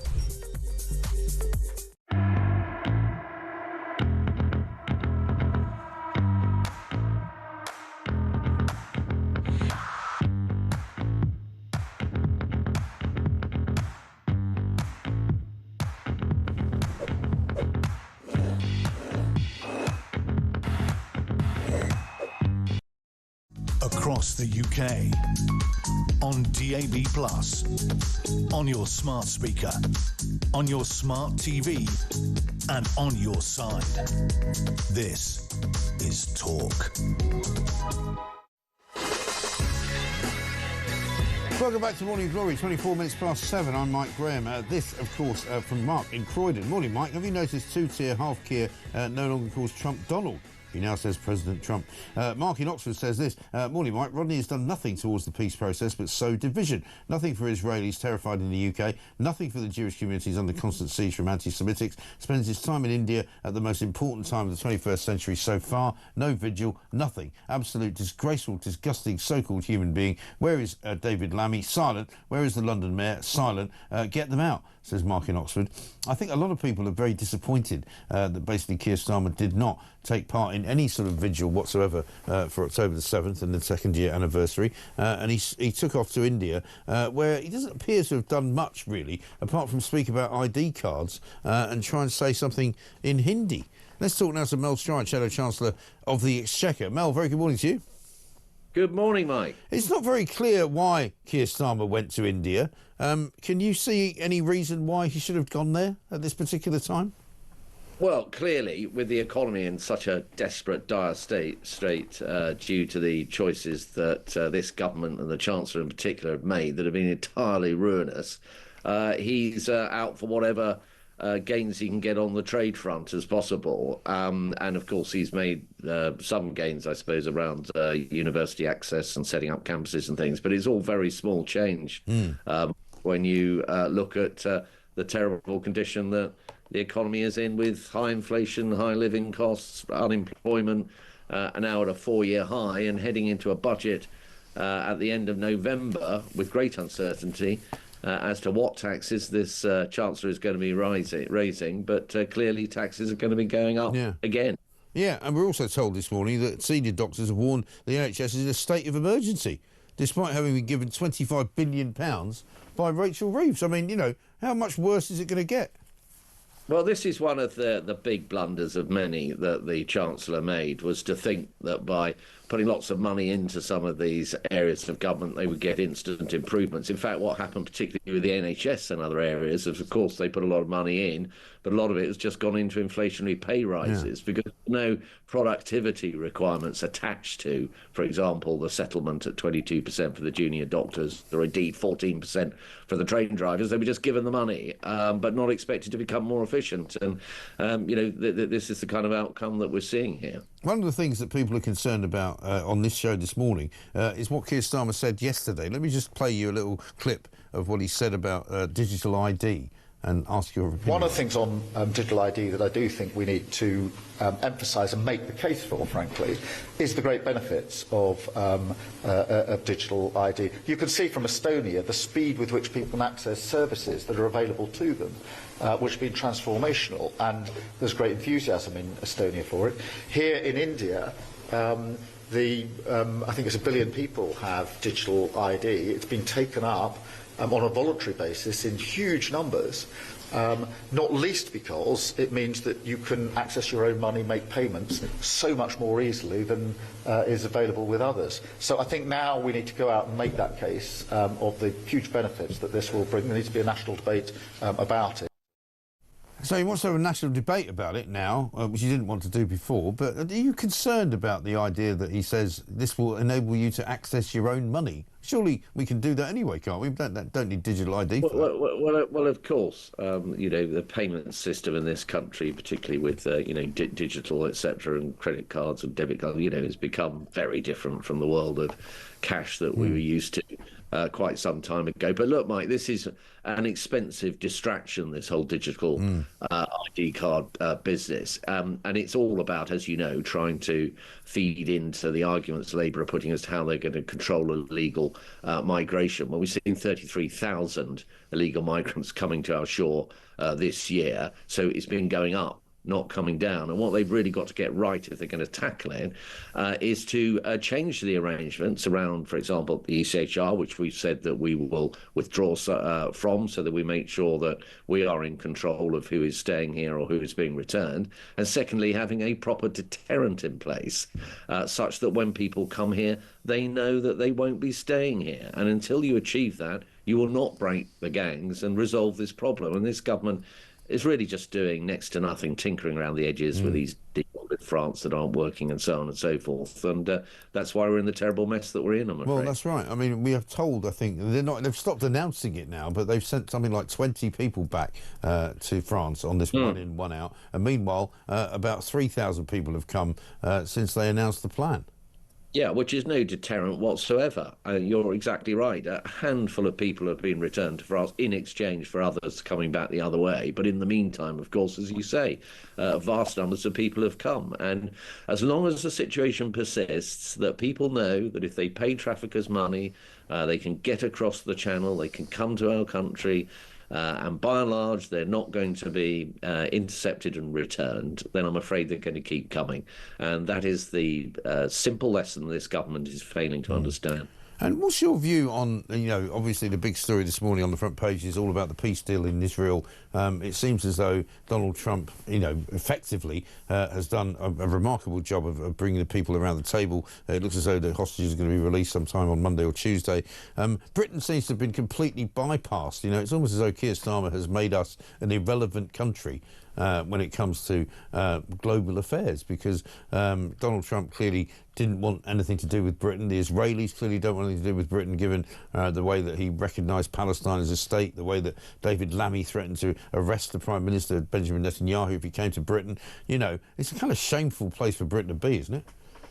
Well, I think in relation to Israel, the government has made a number of mistakes, and you've highlighted some of them there. But as to the peace deal, look, we should really welcome the fact that we are at least in a position where hopefully very shortly the Israeli hostages will be released. We will be able to be looking at getting humanitarian aid into Gaza more effectively, and our country, of course, can play a very important role in that. We're very used to doing that kind of thing. But I think we should also be quite cautious about where this will go. We've had many stop-starts in the Middle East over many years in these kind of situations, but let's at least welcome the progress that has been made now, and hope that this does move to some kind of transitional government arrangements in Gaza that in time can lead to that two-state solution that I think most of us want to see.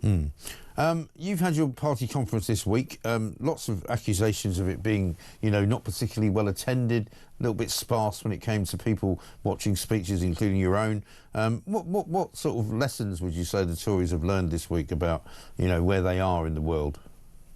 Well, look, we're in a tough place, and we know that. We always knew after that punishing general election defeat that this was a journey. It wasn't going to be a quick sprint to getting back in the polls where we want to be. But I think the conference was extremely important. I'll tell you why, Mike.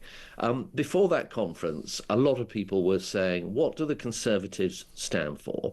And what are the Conservatives proposing in terms of policy?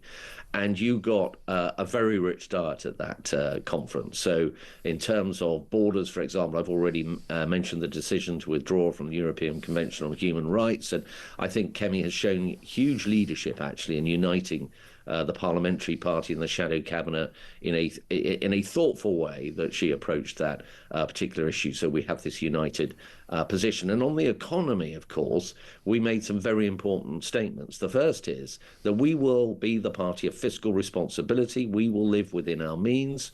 And the way we will do that is to find savings across government so that we can bear down on the debt that is getting out of control. But I went still further by making various commitments around tax, important tax cuts, which is what we want to see. If we're going to get our economy going, we have to get taxes down. So there was the abolition, for example, of stamp duty on property.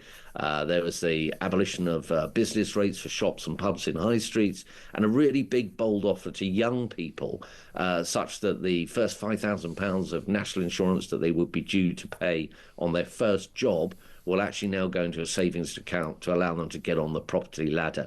And I think they were really important things.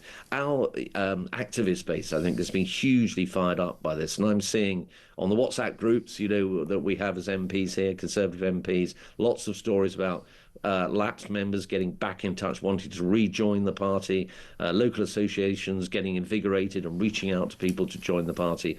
So I think this will be something of a turning point. There's a long way to go to the next election, but it's been a really, really positive conference. Okay. I spoke to Matt Vickers yesterday, Deputy Chairman of the party, and I asked him, because we were talking about net zero, and he said how you're sort of rolling back on net zero a little bit, but I said to him, when exactly will it come under a Conservative government to the point where you cannot any longer buy a petrol or a diesel car? He said eventually, after a bit of sort of rocking and rolling around it, he said he didn't really know.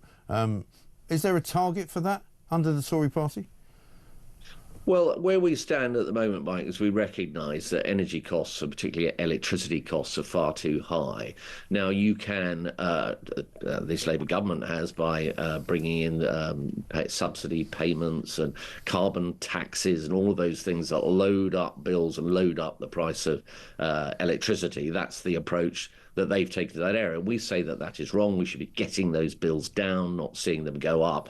And as to the transition to electric vehicles, clearly, if you can get the cost of electricity down, that is a good driver, if you're, pardon the pun, that is a good driver of getting electric vehicles sold. But what we don't think we should be doing is relying on all sorts of subsidies and the tax system, which basically load up costs on people. So is there a point at which, it was 2030 under Boris Johnson at one point, that was going to be pushed back to some stage, because, it's coming up to 2026 now.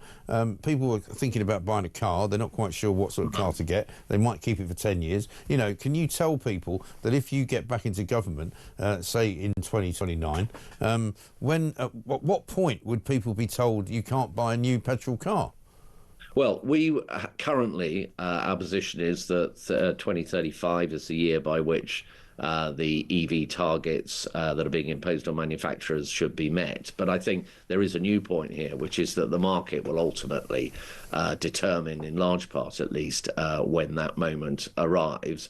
And we can accelerate that actually by getting down the cost of electricity, so that those that are buying these vehicles know that they're able to run them economically and in a cost-effective way, rather than being loaded up with carbon taxes that makes the whole thing that much less attractive to those who want to buy those vehicles. Right. So, forgive me for banging on this particular drum. So you're saying at some point or other in the future you will ban petrol cars? Well, where we are at the moment is that policy is being developed further in that area. We've made an important statement clearly about getting electricity prices down by getting these subsidies and taxes off people's backs, and I've just focused on that.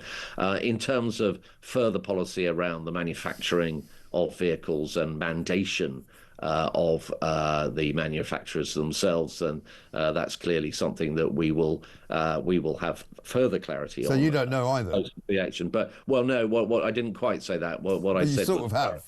Well, no, I said the current position, and this is a very clear position, is that by 2035, it was originally a 2030 target, you remember, Mike, and we said that was too aggressive, so we took a position which was to move it to 2035. But the bit that I'm also saying in addition to this is, of course, policy in all these areas is under review. We've got an election in 4 years' time, and these are kind of questions that you're quite legitimately asking that we will be looking more closely into. But as things stand at the moment, the announcement we've made is about getting prices down. And to give you an idea, it would be worth about £165 per family saving through the measures that we've announced, or if you're a pub, on average about a £5,000 reduction in your electricity and energy bills for running that business. So I think Claire Coutinho and her team have made some really important announcements here. Yeah. Absolutely. OK, listen, Mel, good to talk to you. Thank you very much indeed. Mel Stride, Shadow Chancellor of the Exchequer. I'm still not sure exactly when I'm not going to be allowed to buy a petrol car. I'm starting to get a bit of a headache, actually. Anyway, you'll be fine for the next few years, it would seem, if you want to get a new petrol. I've got to get a new petrol car next year, I think. It's time for me to get a new car very soon. And I assume, from what they've been saying, that I'll be able to drive it for quite some time before I get banned. Let's get a voice note from Pete on the peace deal. Well, Mike, I'll keep saying it. You can't trust Hamas. And what they'll do now, they'll blend in with the background for a little while, change their name to something else and make out they're a new, more liberal party in charge of Gaza, when it will be exactly the same old people in charge. and it'll then build up again and build up again. And when they've got enough money back in the bank and enough arms and enough fighters, it will kick off again. You cannot shut down ideology overnight. It just doesn't happen. No, maybe they'll just use a different sort of word. We can rearrange the words, the letters in the word Hamas, and call it Shama. Call themselves Shama. It sounds a bit nicer, doesn't it? Sounds a bit more peaceful. How about this from Ken? It says, is Islam going to celebrate with bangers and mash when they release the sausages? I don't know. Have a look at this. I call again for an immediate ceasefire in Gaza. The return of the sausages. Plonker. This is Talk.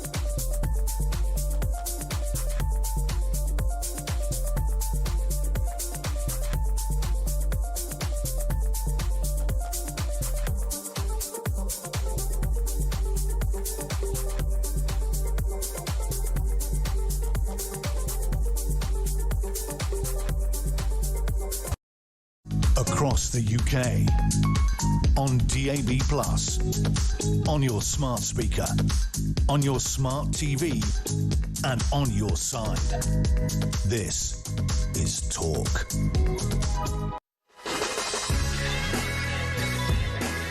Welcome back to Morning Glory.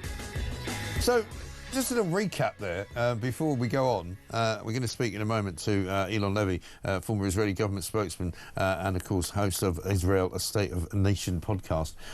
I think I'm right in saying that the Tory government have pretty much agreed, both in today's conversation with Mel Stride and yesterday's conversation with Matt Vickers, that they will be at some point discontinuing the sale of petrol and diesel cars. They just won't tell us when, right? And every time I ask a basically straight question, which I think is a fairly easy question to answer, when will that be, they don't seem to be able to tell me. So I don't know if it's just me or whether you can figure out what on earth they're talking about. We'll try and put together a kind of an easy user guide as to what the actual policy of the Tory government is. But it seems to me that the Tory government policy will be that you will not be able to buy a diesel car or a petrol car at some point in the future. We just don't know when. Matt Vickers was a bit more honest about it. He just said, I don't know. Who knows? Let's talk to Elon Levy because, of course, front pages this morning very much all about the peacemaker Donald Trump. We have peace in the Middle East with hearing, thankfully, that all the hostages, the ones who are alive, 20 of them, we believe, released Monday or Tuesday of next week. Donald Trump coming into the Middle East to sign the peace deal, we are told. Let's find out from Elon how people in Israel are feeling about it. Elon, very good morning to you. A very good morning for the first time in a long time, Mike. Yeah, absolutely right. I mean, it's a great day, isn't it? I mean, if the hostages all come out as we think they will on Monday or Tuesday, back into the bosom of their families, the killing stops, the war stops, the occupation stops. It's all great news, isn't it, really? I have not seen Israelis this happy since before the war. I was in Hostage Square yesterday, a scene of so many protests and so much longing, and people were happy and smiling and celebrating in the streets because the whole country has been so worried about the hostages since the day they were ripped from their beds 2 years ago. Yeah. And I mean, what has the world said about Israel and Israelis in the years since? How has our name been dragged through the mud when we've wanted nothing less than to have the hostages home and to end the war in a way that keeps Israeli families safe and makes sure Hamas can never take hostages ever again? So a huge sense of relief. The hostages are coming home. Soldiers who are in reserve duty will be able to return to their families. We won't wake up every day to hear about more soldiers who've been killed in the line of duty. And hopefully we have a process that will see Gaza's demilitarization, its de-radicalization as well, and some sort of pathway towards peace. It's a great day. Are you surprised, as I am, that Hamas actually capitulated? Because I was saying last week, you know, there's not much in this for Hamas. It doesn't seem to be a good result for Hamas to actually, you know, surrender, if you like, and to more or less agree to demilitarize their own organisation. Yes, I'll be honest. I was one of the pessimists who thought this day would never come and Hamas would never agree to give up the hostages because they were its ultimate insurance that it can survive this war. Let's be clear, this deal is not a ceasefire with Hamas. It's Hamas's instrument of surrender. If this agreement is implemented, and that's a big if, and I don't trust Hamas either, but if this agreement is implemented, it means the hostages are home, Hamas is removed from power, Gaza is demilitarized, it ceases to be a threat to Israel, and that's all we wanted in the first place. If this agreement is implemented, it is a stunning Israeli victory 2 years after Hamas launched this war and dragged the whole region into bloodshed. But President Trump really pulled his weight here. He leveraged Israel's military pressure on Hamas. He brought other actors to the table. Countries that had been supporting Hamas since October 7th, like Qatar and Turkey, finally told it game's over, and were able to put in place a process that gets all the hostages out immediately in one go and tells Hamas you can't hold on to them as bargaining chips, and then we'll negotiate the terms to end the war that you started.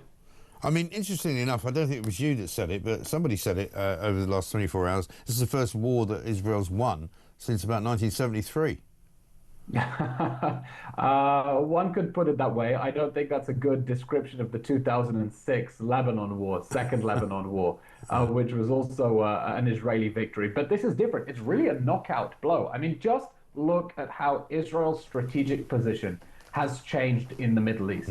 Before October 7th, it was surrounded with Hezbollah and Hamas on its borders, an Iranian regime that was racing towards nuclear weapons, surrounded by a ring of fire of terrorist armies that wanted to destroy it. And now Hamas is on its knees. Most of its leaders are dead. Hezbollah's leadership is dead. They've been pushed away from the border and Lebanon is taking them apart. Israel's killed most of the Houthi government. They're licking their wounds. The Assad regime has fallen. Iran's nuclear program has been destroyed, as has its ballistic missile industry. Israel is now in its strongest regional position than it has ever been. And that is great news for peace, because it has put the dark terrorist forces in the Middle East on the back foot when on the eve of October 7th, they thought it was feeding time. And do you think, therefore, that all of the critics of Israel around the world, and there have been many, who have castigated it for its policy, for its incursions into Gaza, and for the killing of civilians, which you and I will probably agree was vastly over-exaggerated. Does it justify effectively, basically, what Israel's been doing for the last 2 years? Look, Israel didn't want this war. I think that's a fair question if Israel had started this war, but war was declared on Israel. War was declared on Israel when Hamas invaded with 3,000 jihadists, when they filmed themselves perpetrating the most sadistic atrocities, when they took 251 hostages, including children, into Gaza, and when their allies Hezbollah, the Houthis, started firing missiles at Israel. We were at war, and the question then is, how do you get out of that war? But how do you get out of the war in a way that brings the hostages home and makes sure Hamas cannot start this war again? War is horrible, Mike, and this war is especially horrible because Hamas fought from underneath civilian buildings, a network of tunnels under schools and hospitals and even UN facilities. It's grim, and the responsibility for that is on the Hamas terrorist army that started this war, that is committed to waging war forever until Israel is destroyed, and that must be completely disarmed and demilitarized so it can never drag us into such a horrible war ever again. Elon, great to see you, and well done to everyone there for whatever it is that you had to do to get to where you are today, and congratulations, I guess, very much. We can celebrate, and hopefully celebrate more on Monday and Tuesday when the hostages get freed. Thank you so much. Elon Levy there, former Israeli government spokesperson, host of Israeli State of a Nation podcast. We've got much more to do. Coming up, we're going to talk to Sarah Pochin, MP, Reform UK MP. She's got a lot to say about what's happening in Italy, where Giorgia Meloni has come out and said she wants to ban the burqa, something that Sarah Pochin really strongly believes in for this country. Also, coming next, we'll find out what's going wrong in the NHS. This is Talk.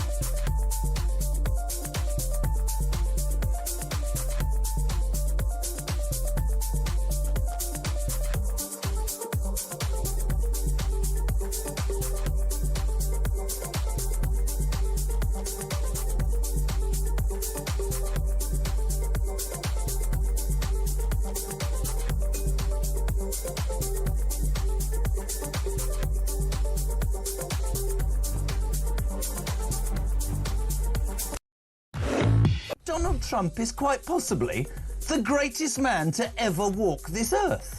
Nobody, right, love him or loathe him, the orange man, baby, nobody has got near to achieving peace in the Middle East. Now, so the cynics will say, oh, you're wrong, he's a nightmare, he's a disgrace. Wouldn't it be amazing to have a politician in this country who actually stood in front of the British people and went, this is a problem, that's a problem, you're concerned about this, I know you're worried about that.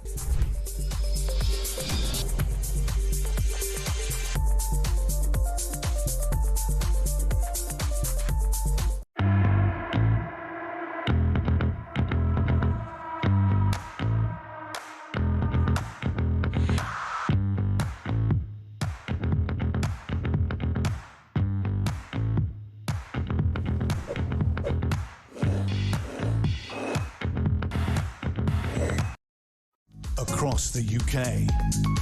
On DAB+, on your smart speaker, on your smart TV, and on your side. This is Talk.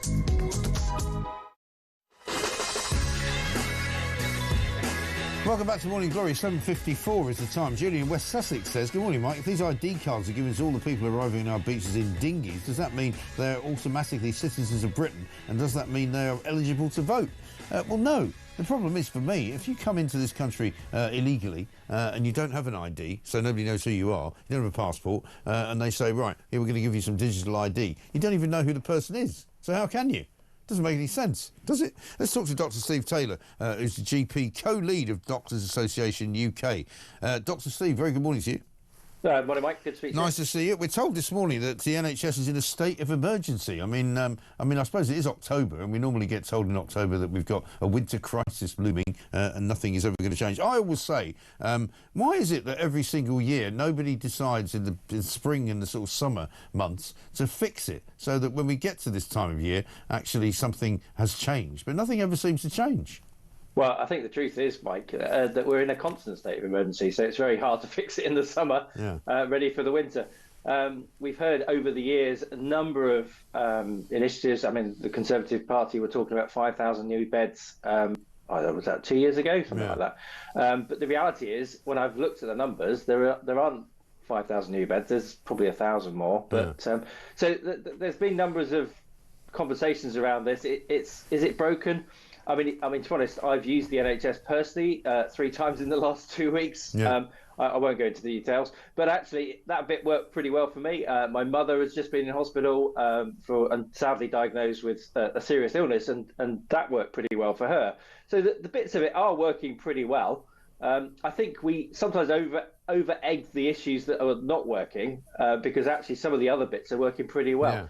Having said that, it's not working well enough, and I don't disagree with the sort of premise that it's hard for people to get GP appointments. It's hard to get, sitting for 4 or 5 hours in A&E is not good enough for a country that is, number 4 or 5 in the world. We should be doing much better, shouldn't we? Yes, and we should be able to we shouldn't have to put up with it, really. I mean, I speak to people every day whenever I ask people about their experiences with the NHS, and you're right, some people say, actually, I had this operation, it was great, it was fine, the people were good, I managed to get a doctor's appointment yesterday, but by far and away the most people that I speak to say, I've had an appointment made and cancelled. They made another appointment, they cancelled that. I'm waiting to see a specialist. I went to A&E with my child and I was there for 5 hours, 6 hours. I mean, that's more commonly the story than it is that it was a good thing. Well, I think part of the issue there is, 1.4 million people will go through GP practices today, so you've got to find somebody that's going to be a bit grumpy. Having said that, you will find if you ask those that actually did have a good situation, it's work. I mean, I'm starting late today, which is why I'm here with you. But I'll be there till 6:30 tonight. I'll probably deal with about 30 to 40 people. Those 30 or 40 people, some of them will complain, I can't get a doctor's appointment, and they'll be sat in front of me. Right. And so some of it is. I think that the news narrative is it's bad. I'm not going to I'm not going to say it isn't. There are things that are bad. My mum did sit for 4 hours in A&E on a chair. I was sat with her in a room with another 8 patients that was no bigger than my lounge. We do need to invest a bit more, I think. I think the problem is that, we've just been told, for example, that Rachel Reeves, in the midst of all of this, has given the NHS £25 billion extra this year since Labour have been in, and it hasn't apparently made any difference. And I think that's the thing. When you hear people say, well, we need more investment, people kind of go, well, how much more investment do you want? £200 billion a year, one of the biggest amounts of money ever given to the biggest organisation in the world, one of the biggest organisations in the world. It doesn't seem to be making it work any better. And I think it seems to me that the practices that go on inside the NHS in many, many places need to be changed. Well, let's put it down into a smaller picture. So my practice, for example, the GP practice I've worked in for 30 years, we get about £130 per year to look after patients. Now, in real terms, that's 20% less than it was 10 years ago. So we should have £150, £160. That's £120 to provide, on average, 7 appointments, all the prescriptions, all the referrals, everything. if I had the extra 40 quid, I could actually afford to employ another GP. I mean, literally, we could have another GP working in our practice, and another receptionist, and probably another nurse. So funding, 20% down in funding for us as an individual practice, that's real terms funding. So you've got to take out inflation and growth and all the rest of it. But NHS funding is up though, isn't it? Well, it's up. I mean, it is up because actually, fortunately, you and I are getting older, and we're getting clever at fixing things, and we're keeping people alive longer. There's this lie, isn't there? I think it's a lie, that actually, if we keep people out of hospital, it's going to get cheaper. But the truth is, they just get older. So life expectancy goes up. All the issues that face life expectancy going up means you're just delaying the cost, aren't you? So effectively, you won't get cancer when you're 60. And actually, if you die of cancer when you're 60, you're quite cheap. Whereas actually, you'll live until you're 80 and maybe die of something else. But all those 20 years, we've got to spend a bit more money keeping you going. Yeah. Listen, we've got to run. Steve, good to see you.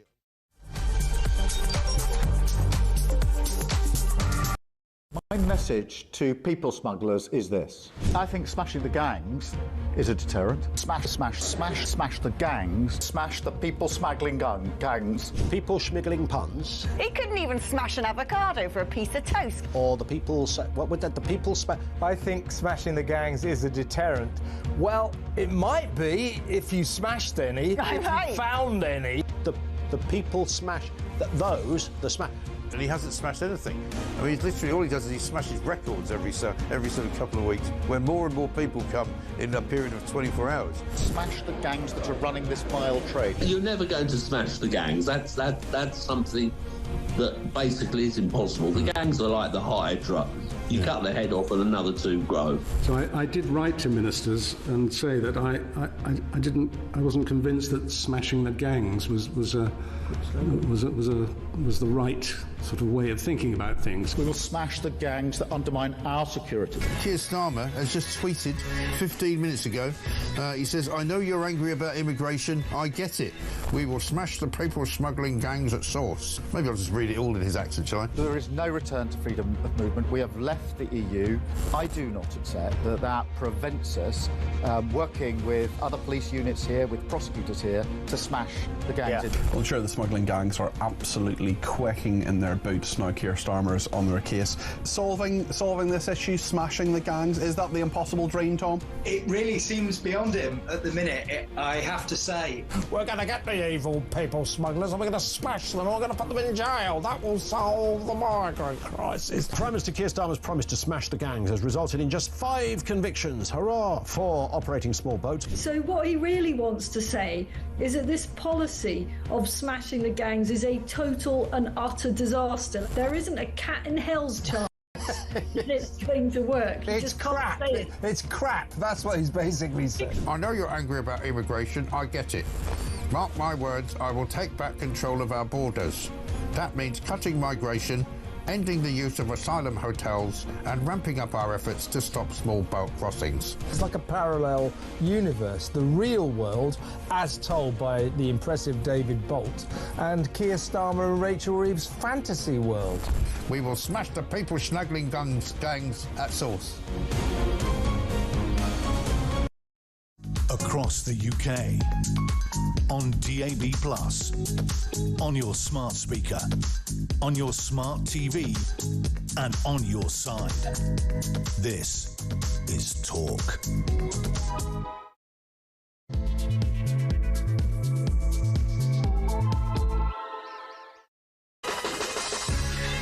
Welcome back to Morning Glory. Coming up to a very nearly 3 minutes past 8. It is, of course, Friday, the 10th of October. We've got some gaffes for you this morning because it is Gaff-Prone Friday.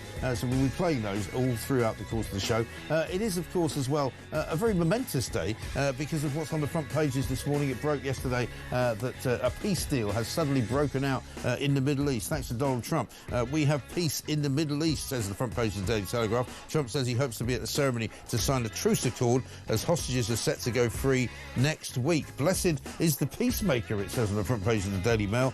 And also, by the way, utterly pointless the virtue signalling liberals like Keir Starmer and Emmanuel Macron. Absolutely right. I mean, Donald Trump yesterday afternoon, when he announced the peace deal in Gaza, basically thanked all sorts of people, including the cleaners at the White House, thanked Indonesia, thanked Iran, thanked a whole bunch of countries in the Middle East, thanked an awful lot of countries in what you might call the developing world, but did not thank Britain, did not thank France, did not thank in any way, shape or form Canada. Because, of course, these are the three nations that recognise Palestine as a state right in the middle of while America was juggling with some very, very delicate negotiations about getting Hamas to put down their weapons and to hand all the hostages back. The hostages will be released, 20 of them, we believe, still alive, on Monday and Tuesday, which has to be one of the greatest deals that's ever been done in the history of making peace between warring factions in the Middle East. I mean, it's been an incredibly hard road. 2 years have gone by. Keir Starmer, on the anniversary of October the 7th, actually didn't bother going to any vigil, didn't bother lighting a candle, didn't bother really making a statement about it. In the days after the Manchester stabbing, when a jihadi man called Jihad, believe it or not, decided to attack Jewish people as they were going to their place of worship, he was embarrassed. He didn't know what to say. He didn't know what to do. You know, the man has become an irrelevance on the international stage, and I'm sorry to say he's now in India. He's been over there for the last couple of days. He disappeared there on the evening of October the 7th instead of going to a vigil, and here he is speaking Hindi. Mujhe yaha aapko bahut khushi hui. Hui, yeah. Hooey, fooey, exactly right. What a complete and utter plonker he is. 0344 499 1000. Sarah Pochen joins me coming up in the next few moments. She's, of course, the MP for Runcorn and Helsby for the Reform Party. She's very excited about this peace deal. She's also very keen to talk about a new law that's been passed in Italy by Giorgia Meloni to outlaw the burqa and the niqab, so that women who walk around the streets of Rome, who walk around the streets of Sicily, who walk around the streets of Milan, will not be able to wear a covering over their face. I think it's a good step in the right direction for Western civilization, because if you walk down Oxford Street these days, you'd wonder whether you were in the middle of Jeddah or perhaps in the middle of Kuwait or somewhere like that. 0344 499 1000 is the number. This, of course, is Morning Glory. Let's get it on.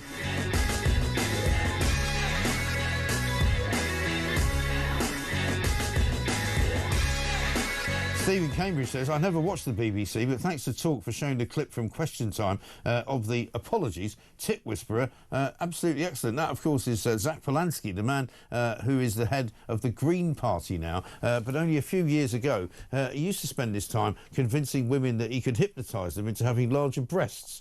I don't know what's happened to politics in this country, but I don't really want to hear from Jack Polanski about anything. Thanks very much indeed. Julia says this, Mike, watching the BBC News at 10 last night and watching the footage from Gaza of celebrations for the end of the war and all the kids, women and men cheering, the thing that stood out to me was that the BBC seemingly missed was that none of the folks that were celebrating looked emaciated from months of starvation. Well, that point was actually very well made on social media, and I think we should talk about that because, you know, there's no question in my mind that the amount of propaganda, anti-Israeli propaganda that's been going on for the past 2 years, not least from the BBC, not least from people who have been demonstrating in this country against Israel, pro-Palestine, has been quite shameful. You know, it's been completely and utterly wrong. It's been completely and utterly misplaced. I mean, a number of times I was told by various different, what do you call your charity groups, you know, peaceniks supposedly, saying, oh, you know, there's another famine coming in Israel. There's thousands of babies that are going to die. None of it was true. None of it. Israel is a democratic nation, the only democratic nation in a sea of undemocratic nations in that part of the world, and we should have been supporting them from day one, instead of which we had Keir Starmer attacking them pretty much for the last year.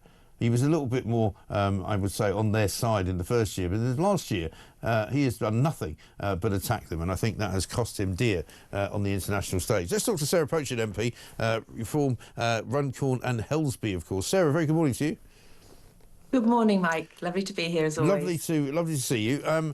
Massive story, this, isn't it? And so wonderful to see that the hostages are going to be released on Monday and Tuesday. And I suppose that's more important than the next bit. The next bit being that basically Britain, unfortunately, under the tutelage of Keir Starmer, has become a bit of a bit-part player in international diplomacy here. Well, it absolutely has. So there's so much to comment on this morning.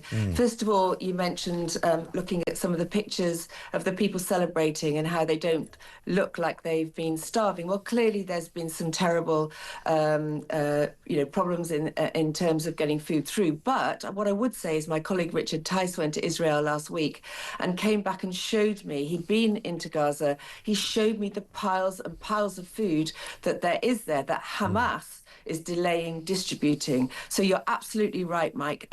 Richard saw piles of fresh produce that Hamas is selling on the black market and is limiting the supply of. So again, it's about the propaganda that the sort of left liberati want to brainwash people with, but it's not necessarily what is actually going on the ground. But yes, moving on, if this happens, and we all, of course, pray dearly that this will happen, that we will get the hostages back, then it will be a phenomenal achievement. And what I would say is absolutely no achievement by this Labour government. I mean, not only is Keir Starmer in India, God knows why he's in India, talking about Indian ID cards. I mean, if anything, he should be in Europe worrying about the steel tariffs that we're going to have to pay. What on earth is he doing in India? Well, we know what he's doing. He's keeping his head down and keeping out of the way.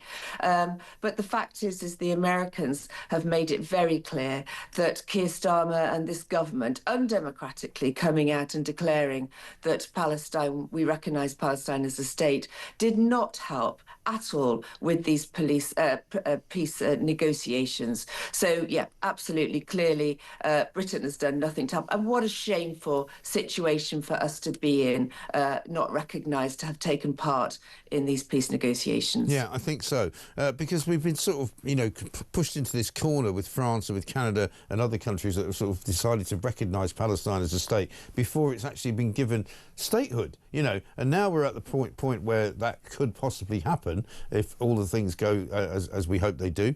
And it will look as though, we've been left out again, because presumably when there is a proper conversation to be had, I mean, heaven forbid if Tony Blair ends up running it or something, it will be a place where, they won't bother inviting France or Britain or Canada, because we've already sort of shot the bolt a bit early. Well, yeah, exactly. And yet we were always, so key in some of these negotiations globally when we had conflicts. And yes, under this government, we clearly have no standing whatsoever. But I think the important thing is not so much necessary to think about that at the moment. The important thing is the next few days are going to be critical. I mean, I absolutely applaud what Donald Trump has achieved. It doesn't matter, what you necessarily might think about him on a personal level. The fact is he is a peace seeker, not a warmonger like so many previous of our leaders. And I even might add some of our, the Blair and the Bush era, with what happened there. But Donald Trump has always made it very clear that he is always about looking for peace, putting peace first. If he pulls this off, fantastic. Of course, the next stage is the two-state solution. And until the world recognises that Israel deserves to have a country of its own, deserves not to spend every moment of every day protecting its borders like it does at the moment from attack, then until that happens and there is true recognition of Israel and the Jewish people having that country, then we're always going to have this threat of reoccurrence of issues in the region. But certainly let's keep our fingers crossed for the next few days. Yeah, absolutely right. Let's have a look at what Trump said at the UN. He was speaking there last month about ending wars. In a period of just 7 months, I have ended 7 unendable wars. They said they were unendable. You're never going to get them solved. Some were going for 31 years, 2 of them, 31, think of it, 31 years. One was 36 years. One was 28 years. I ended 7 wars. It's never happened before. There's never been anything like that. I'm very honored to have done it. It's too bad that I had to do these things instead of the United Nations doing them. And sadly, in all cases, the United Nations did not even try to help in any of them. I mean, he's right about that, isn't he? I mean, the United Nations for a long time has been a pretty useless organisation. And in fact, in the case of Gaza, it's been sort of complicit in many ways with UNRWA to actually help people like Hamas. Yeah, absolutely. I mean, the fact is, I think that without Trump leading the way here, we would never have got to the position we are in today.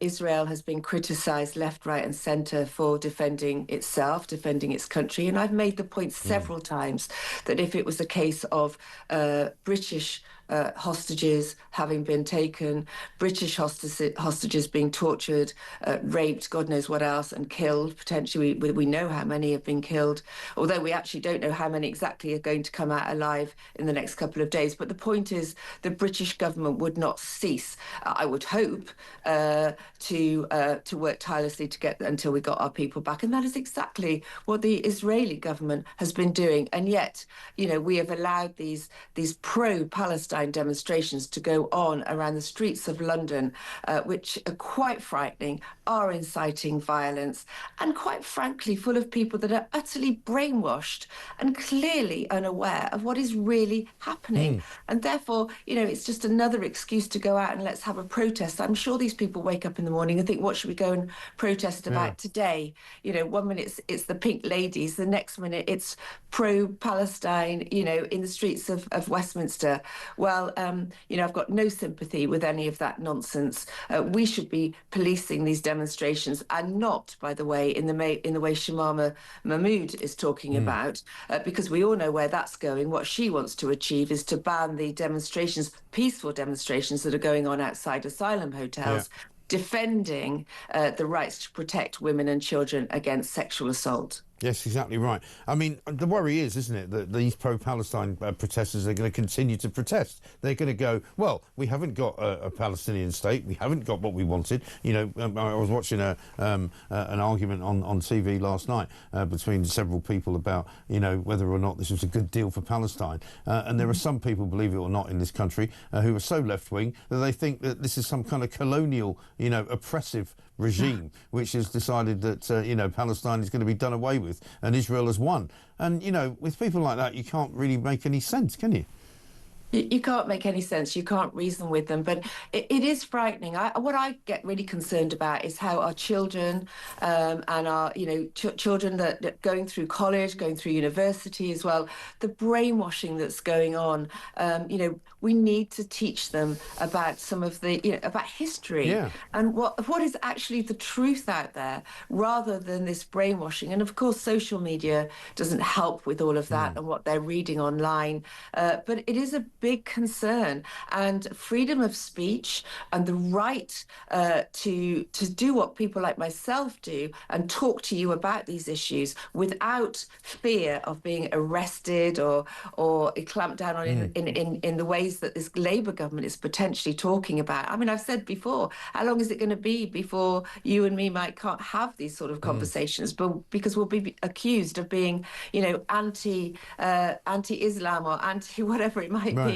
I know, it's mad, isn't it? I mean, I for one will absolutely fight to the death on anything like that. You know, I'll be you know, the first one that gets arrested for talking to you or to anybody else about what I want to talk about. I'm not going to be told what I can say and what I can't say. I'm half expecting to get home every day to find some police officer at my door saying, you know, we didn't like what you said on the radio today, so we're going to have to take you in for questioning. You know, I'm always expecting that, but you know, in some ways I'd welcome it, because I would absolutely. Do you know what? Bring it on, mate. Yeah, bring it on. Can you imagine them arresting you and me? Oh my goodness, we'd have some fun with that, wouldn't we? It's like we always said with Julie Hartley-Brewer. If Hamas ever took her hostage, they'd have to let her go in half an hour because they'd be so fed up listening to her. But you know, that's another story. Stay where you are though, if you don't mind, because we'll be right back. We're talking to Sarah Pochen MP, reform, of course, for Runcorn and Helsby. Let's get a voice note from Mark. Yeah, morning. Just watching your video of Trump there speaking at the United Nations. Well, in my opinion, the United Nations are totally useless. They're a total waste of time. They need to be disbanded. They've done absolutely nothing. They stormed out recently like a load of 16-year-old students in a huff when Israel was speaking. They wouldn't even talk. How can they solve a crisis like the wars in the Middle East when they won't even speak to Israel. They're a bunch of numpties. They just need to be disbanded. Trump needs to get the Nobel Peace Prize, and then they need to disband the UN because they're absolutely useless. Yeah, they totally are useless, completely. Paul in Crewe says, great show, Mike. Keir Starmer talking about the benefits of electronic ID, never mentioned it, cutting illegal immigration in Estonia or India. Obviously, he wants it implemented for other reasons. And this from Margaret in Birmingham. Peace in the Middle East, thanks to President Donald Trump. Now perhaps he might get the respect he so richly deserves. He said he would do it, and he did. Well done, Mr. President. We salute you.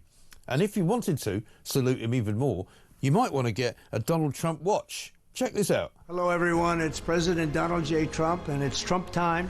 Check out this red beauty. It's one of my new watches. Wear it proudly on your wrist, and everyone will know exactly what it's for, who it represents.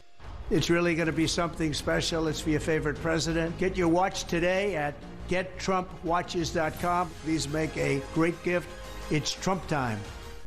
It's Trump time. Brilliant. I should maybe get some watches. You know what you think? I bet Sarah would buy one. Listen, it's 19 minutes past 8. Back with Sarah Poachin after this.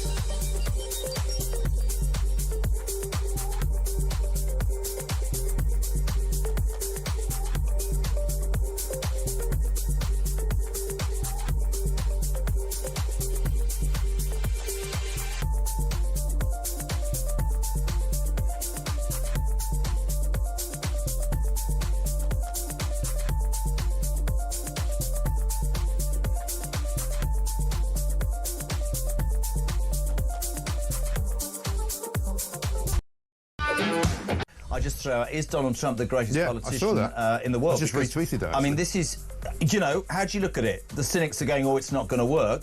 The man's brought these people to the table that everybody thought was impossible. He's done what nobody else has been able to do. Completely. And he's done what he said he would do. And, of course, people who will be critical of him will say, well, he didn't do it as quickly as he said he would do it. But, you know, I think the thing is that you can't keep deriding the guy when he keeps delivering on what he said he was going to do.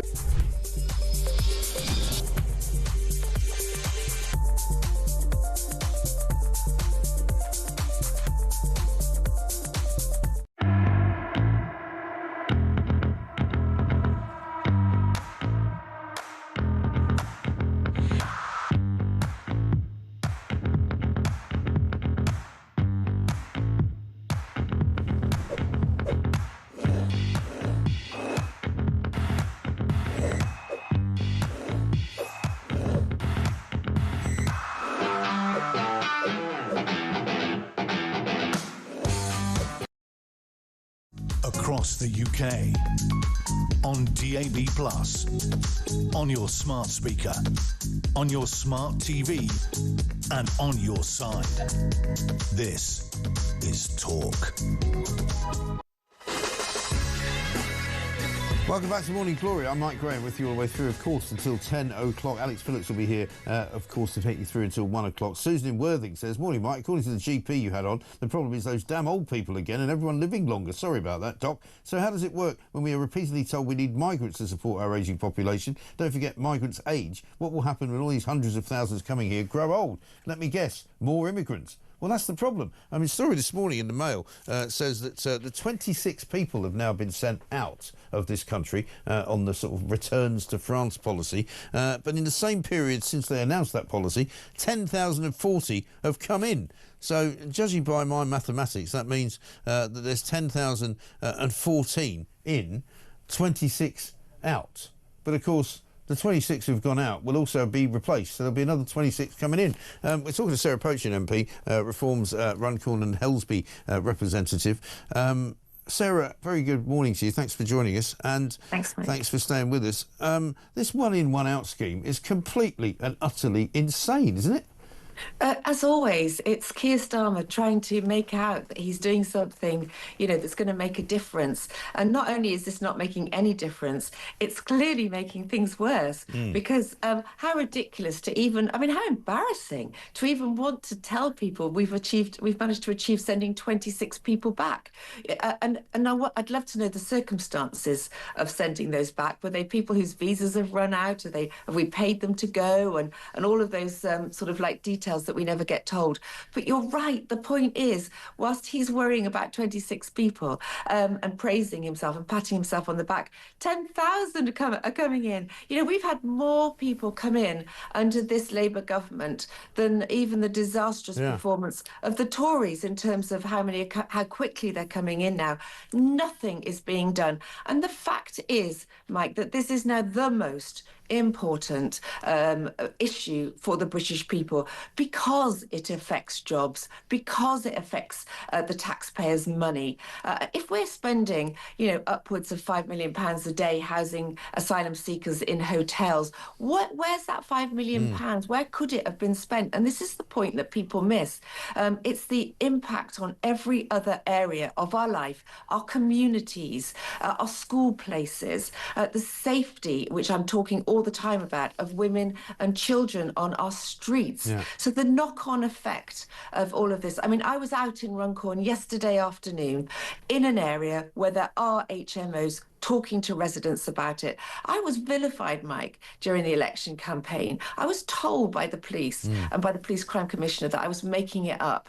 You know, the local papers, obviously totally in Labour control, were saying how, you know, how racist I was and how this, you know, where was she getting evidence from? Well, they're not. They've stopped that now because, you know, we have got the evidence. We know it's in our communities. And so going back to Keir Starmer and his patting himself on the back for 26 going home. Oh, please. I'll tell you what, Keir, come up to Runcorn and I'll show you my community and what's happening. Well, exactly right. And I mean, meanwhile, he's over in India doing more deals to bring more people into this country from another country. Because he's basically giving, you know, beneficial deals to Indian workers to come and work for Indian companies in Britain, which will not benefit Britain at all.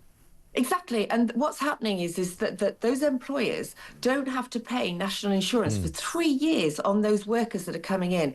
So again, that's an example of betraying the British worker. I mean, he's taking away jobs from British workers with that very scheme. And what did we see? We saw him applauding himself, patting himself on the back for an Indian trade deal. Well, you know what? I'm not sure we want those kind of trade deals, do we? No, I don't think we do. And he keeps telling us he's got all these trade deals. I mean, the one he's got with the European Union is resulting in a 50% tariff on British steel. The one he's got with America has resulted in a 25% tariff on British cars. You know, Donald Trump treats him like a little lackey. He just slaps him around a bit and goes, yeah, come on, in you come to the Oval Office. He just sits there like a little sort of doe-eyed schoolboy, you know, but he's completely useless.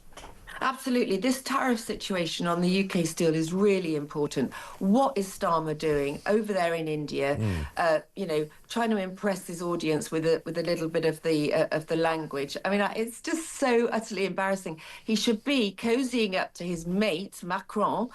We know that they've got a bit of a love in, those two. Well, it's not proved terribly fruitful for us, has it? Because these tariffs on our steel are going to be really, really damaging for us. So, Starmer, I tell you what, get yourself over to Brussels and start sorting that mess out. Yeah, absolutely right. Now, you were speaking to the Express yesterday. You spoke to other people as well about the Giorgia Meloni story, which broke yesterday, which is that Italy, under her prime ministership, has decided it's going to ban the burqa and it's going to ban the niqab, and it's going to have a fine of up to £2,600 for anyone flouting the law. You famously asked a question in the House of Commons about this. Let me just play you that and see what Keir Starmer had to say. Given the Prime Minister's desire to strengthen strategic alignment with our European neighbours, will he, in the interests of public safety, follow the lead of France, Denmark, Belgium and others and ban the burqa? Yeah. Prime Minister.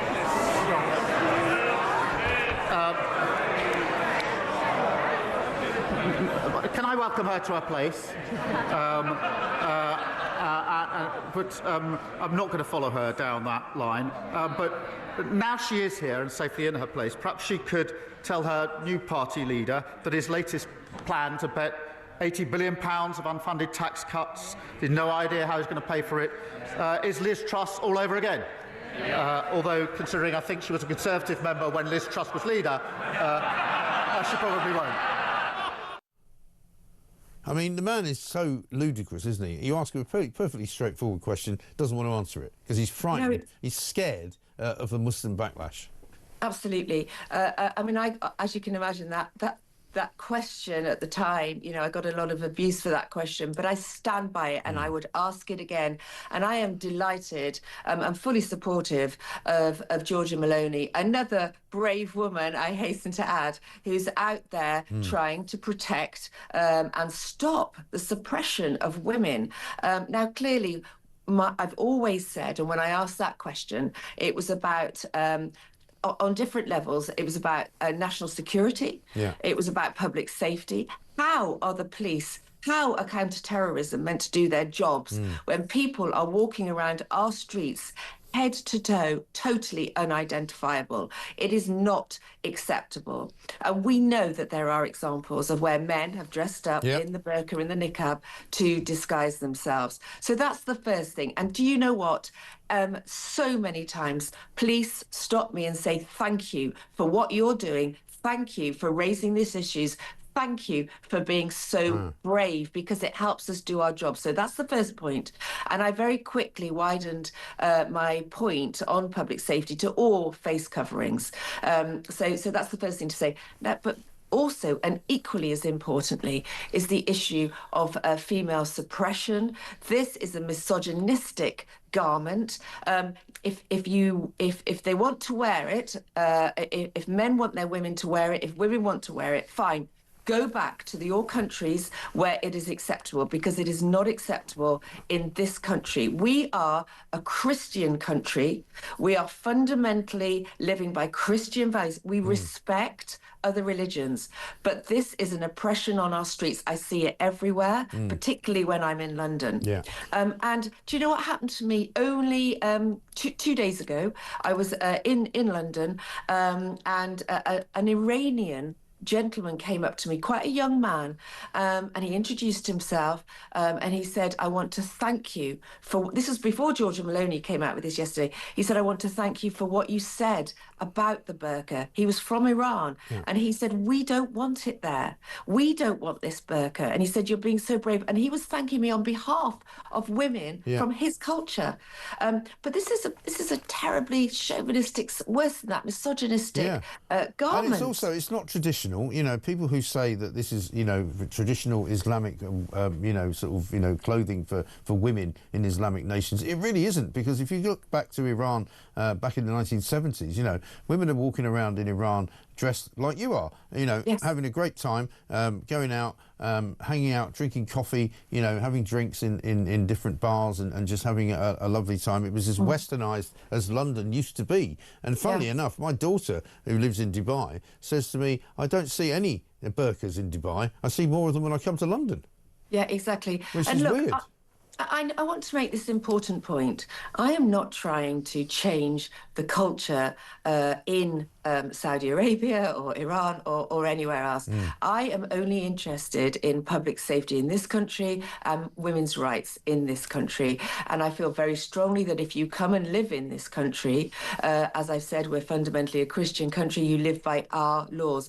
And the other thing that Georgia Maloney said, and I've spoken about, and I support her in this, is when it comes to institutions like schools, colleges, hospitals, how totally intimidating for our children or patients to have to be treated by or taught by anybody in these very, very intimidating facial coverings. It's not acceptable. It is not our culture. And as I say, it should absolutely be banned. I totally stand by that question I asked my first PMQ, and that was about 4 months ago. And I welcome this debate. And how cowardly of Keir Starmer not to even bother answering it. Speaking of cowardly, let's look at Zach Polanski. This is a guy who's the leader of the Green Party. He's got a bit of a weird past, right? Zia Youssef, your colleague, was on on Question Time last night. Check this out. This is racism, it's fascism, and we should call it out. Zia. OK, so what we want to do is support people on the basis of whether they are legally entitled to be in this country. That's nothing to do with race, ethnicity, nor religion. Now, let's talk. You accused me earlier, let alone fascist. You said that I was peddling disinformation. And I think people watching this programme at home, given the Green Party are right now, to be fair, they're surging in the polls. It's important that people know this. When Zach Polanski is making seductive claims to you, it's important that you understand, before he came into politics, he literally made money by charging women on the promise that he could literally enlarge the size of their breasts by hypnotising them. That is a true statement. I don't know what to say about that, really. I think he's probably the only politician in the public sphere who's had such a weird job in the past. I mean, he actually admitted it and said, you know, obviously we've all made mistakes. Well, I was talking to somebody last night. Yeah, we've all made mistakes. I don't think I've ever tried to convince a woman that I could hypnotise her into having larger breasts. I mean, it's a bit more than a mistake, isn't it? Well, I can tell viewers that when we had lunch, Mike, you certainly didn't try that one with me.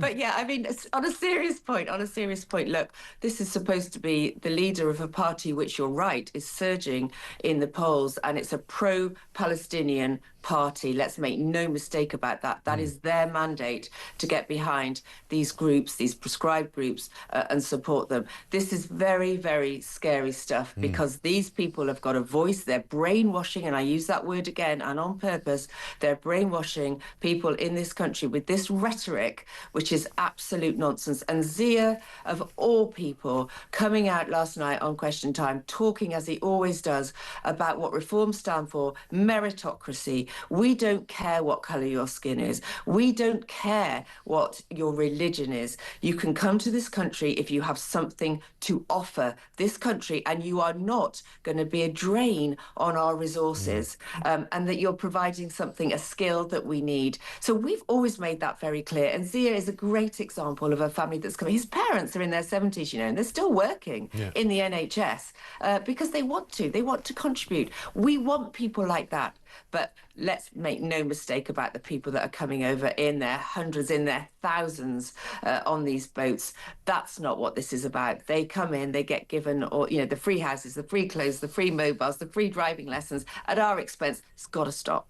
Yeah, absolutely right. Sarah, good to see you. Thanks very much indeed. Have a great weekend. Sarah Poachin, MP for Runcorn and Helsby for Reform. Of course, a woman who speaks an awful lot of sense. She's going to try and get this debate going on banning the burqa in this country, because they're now doing it in Italy, which is yet another European country, following Denmark, following France, following Belgium. And yet she, when she asked the question to the Prime Minister, Keir Starmer, doesn't even get an answer.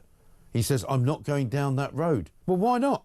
Why are you not talking about it? What are you frightened of, Prime Minister? Let's get a voice note from George and Hev. Two different opinions on Zach Polanski. Morning, Mike. George here. Hope you're well. I think we need more Zach Polanski on the television. He has got to be the weirdest bloke in politics at the moment. He makes Keir Starmer look normal. Anyway, all the best. Morning, Mike. Listen every day. Zach Polanski thinks he can make your breasts bigger as well with hypnotherapy. He's such a clever boy, isn't he? Not really. Apparently, he says it was a mistake. Really? It's a very weird mistake to make, that, isn't it? I accidentally became a hypnotist and accidentally decided to tell women that I could make their breasts larger. Accidentally. I didn't mean to. I don't know how it came out like that. Weirdo. Seriously. 8:38.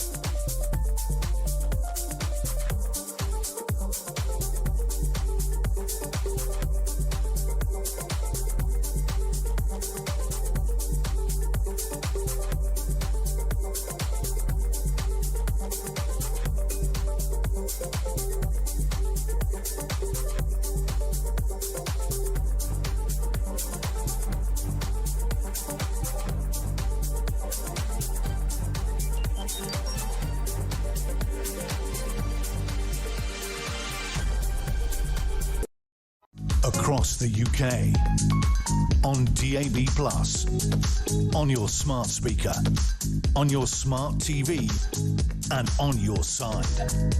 This is Talk. Welcome back to Morning Glory, 8:41. Jackie Gravesend says the Prime Minister's talking nonsense again. ID will make it easier to access your money. That isn't possible in other ways. We all use a bank card, a phone app, or the hole in the wall for cash. How much easier can he possibly make it for us to access money? More easier for them is what I think he means. And Anna in Surrey says, what's Starmer going to do if he makes digital ID a legal necessity and we all refuse it? Put us all in 4-star hotels and give us everything for free? Just asking for a friend. Let's get a voice note from Andy. Morning, Mike. Andy from Birmingham. Hope you're well, mate. Got a nice day off today. Don't know what I'm going to do, but we'll crack on with it. I'll probably listen to you like all day again. About Starmer, I mean, I'm glad for Donald Trump. He's got all that sorted out by the look of it. And we can concentrate on him then, can't we? You need to drag him back by the ear roll, like my mother used to do, back to London, in front of a committee, and he needs to explain away everything that's come up over the last 12 months. Stuff that he won't answer questions for, keeps dodging, all the gates. There's more gates in the farmer's field. And he just needs to get dragged back and answer them all. Because it'd be in his interest, isn't it, really, to get them all answered, all agreed and whatever, to move on. But, you know, he can't circle that drain forever. He's got to go down there one day. That's what I think. I mean, with every day that passes, with every week that passes, I think Keir Starmer gets ever closer to going down the drain. Somehow he still hasn't done it. It's bizarre. I don't understand it. 0344 499 1000. Let's talk to Brendan O'Neill, chief political writer at Spiked, of course. Brendan, very good morning to you. Hey, Mike, how's it going? Yeah, good to see you. I mean, it's a good analogy, that, isn't it? Starmer does sort of circle the drain. It's almost as though, you know, there's one thing after another that kind of, you know, another load of water comes and he sort of somehow manages to fight it off, and he somehow manages to stay above the drain. But he can't last forever, can he? No, he can't last forever. I think the ultimate question is, when will someone in Labour give him the push? You know, that's what we're waiting for, isn't it? He's holding on by the skin of his teeth. Yeah. It's not popular. No one in the country likes him. Not many people in his own party like him. And he's failing at everything he does. Even he's got, you know, as some people say, he's got the reverse Midas touch. Yeah. Everything he touches turns to lead rather than to gold. But the question is, has Labour got the cojones to do something about it? Are they going to move them aside? And that's the big question, I think. Yeah, I think so. Because, you know, we've got this Chinese spy scandal now, which piles more pressure on him. We've still got Morgan McSweeney and the kind of the dodgy donor scandal. We've got, you know, his business of avoiding tax with his donkeys, buying a field for his parents to put donkeys in. You know, the list goes on. And that's before you look at the state of the economy and the state that Rachel Reeves is going to leave the economy in after November the 26th. You know, I'm actually quite scared about the economy. I really, you know, it's an issue I don't understand particularly well, but everything I read by experts tells me that we are heading for a cliff edge. Yeah. We are heading towards some kind of economic precipice, and we're being pushed further towards it by Labour. We are living beyond our means. We are not making cuts where cuts need to be made. We're certainly not growing the economy where it needs to be grown. And this government doesn't know what it's doing. I mean, it's incompetent in all areas: politics, morality, definitely foreign affairs. But most scarily of all, it is incompetent in the economic world. And that means that a lot of us will suffer probably over the next few years in terms of what's in our bank balance. So it's out of control, and someone needs to, you know, take the steering wheel on Britain's economy. Yeah. Exactly right. And they don't seem to have a clue, because every single lever that they've pulled so far has resulted in sort of less interest coming into the exchequer, less money coming in, less cash, and so they're having to now tax a smaller number of people, a larger amount of money, in order to pay for all the people that are not actually paying into the system. It's the most ridiculous economy in living memory. You know, we are spending billions every year to keep people out of work, to say, yes, you are anguished, you do have anxiety, you are a 24-year-old with mental health problems, here's loads of money to stay at home. We are paying people not to work. That's one problem. And increasing numbers of young people are claiming disability benefits or mental health benefits that we all know they don't really need, if we're being honest about it. And at the same time, this government is constitutionally opposed to any form of serious economic growth. It can't get over the net zero religion. It is not committed to digging for oil or gas, and certainly not to fracking. It has no interest in building large nuclear power stations. All these things that would make us energy dependent rather than being energy independent, rather, and which would create jobs, create growth, create more money for the economy. They just are, they're not able to cut the welfare state where it needs to be cut, or grow the economy in a meaningful way. No, exactly right. And of course, we've now been sort of proven, as the front pages of the papers this morning would suggest, to be a kind of an also-ran in the business of international politics. You know, this incredible peace deal that's been announced by Donald Trump yesterday in the White House, Hamas giving up all of their arms, Hamas announcing the war is over, giving away the hostages that are still alive by Monday or Tuesday. Keir Starmer proving himself to be utterly pointless. But the big question, I suppose, for us to wonder about, Brendan, is will this be the end of the pro-Palestine protests in London, or will they just continue? You know, I think actually Starmer proved himself to be even worse than pointless. He was a barrier to peace because, you know, he emboldened Hamas. He gave Hamas the reward of a Palestinian state, and Hamas itself was thanking him and saying that these are the fruits of 7th of October. So he emboldened Hamas. He egged it on, essentially, with his stupid recognition of the Palestinian state, whereas Trump cornered Hamas and made them come to the table and forced them to do a deal. So Starmer actually got in the way of what could prove to be a historic peace deal. He is that much of an idiot in international affairs. But in relation to the Palestinian demonstrations in London, I think these people are going to have a real crisis of meaning, because there are some people out there who have defined their entire personalities through their hatred for Israel. They have this frothing disgust for the world's only Jewish state. They walk around wearing the keffiyeh and wearing the Palestinian flag and talking about genocide and all the rest of it. They take to the streets every weekend in those depressing marches. They're going to have nothing to do. These people are going to be at such a loss because they will have the rug pulled from under their feet if this peace deal actually works. So I think we're going to see them go a bit crazy over the next few weeks. Yeah, you might wonder. And also, I mean, I don't know whether you can sort of tally the two things together, but I wonder whether as well, because I've been told in the past that because of the way the Muslim caliphate, if you like, didn't want to upset what was going on in the Middle East, you know, there was a sort of a suppression of terrorist attacks around Western Europe. I wonder if there's going to be more of those types of attacks like we saw in Manchester. You know, we don't really call them lone wolves anymore, but, you know, that kind of thing kind of increasing over the course of the next few months and maybe years. I think that's right. We have to be so vigilant, because I think what's become clear to some of us over the past 2 years is that the hatred for Israel very easily morphs into hatred for Jews. And if you are obsessed with the world's only Jewish state, if you spend your every waking hour thinking about dismantling the Jewish nation, then the fact is you have a problem with Jews. And so I think these demonstrations, which have depicted the Jewish nation as the worst nation that ever existed, they have emboldened anti-Semites. They have inflamed anti-Jewish hatred. So that hatred for Jews is going to carry on regardless of what happens in the Middle East, and we really have to be vigilant against it. Absolutely. Brendan, good to speak to you. Thanks very much indeed. Brendan O'Neill, Chief Political Writer at Spiked, of course, telling us his view on what will happen perhaps this weekend. Will there be another anti-Semitic march? Will there be another pro-Palestine march, even though the peace deal has now been signed and struck and done? They don't need to be out there on the streets. They shouldn't be out there on the streets, but will they stop? I very much doubt it. This is Talk.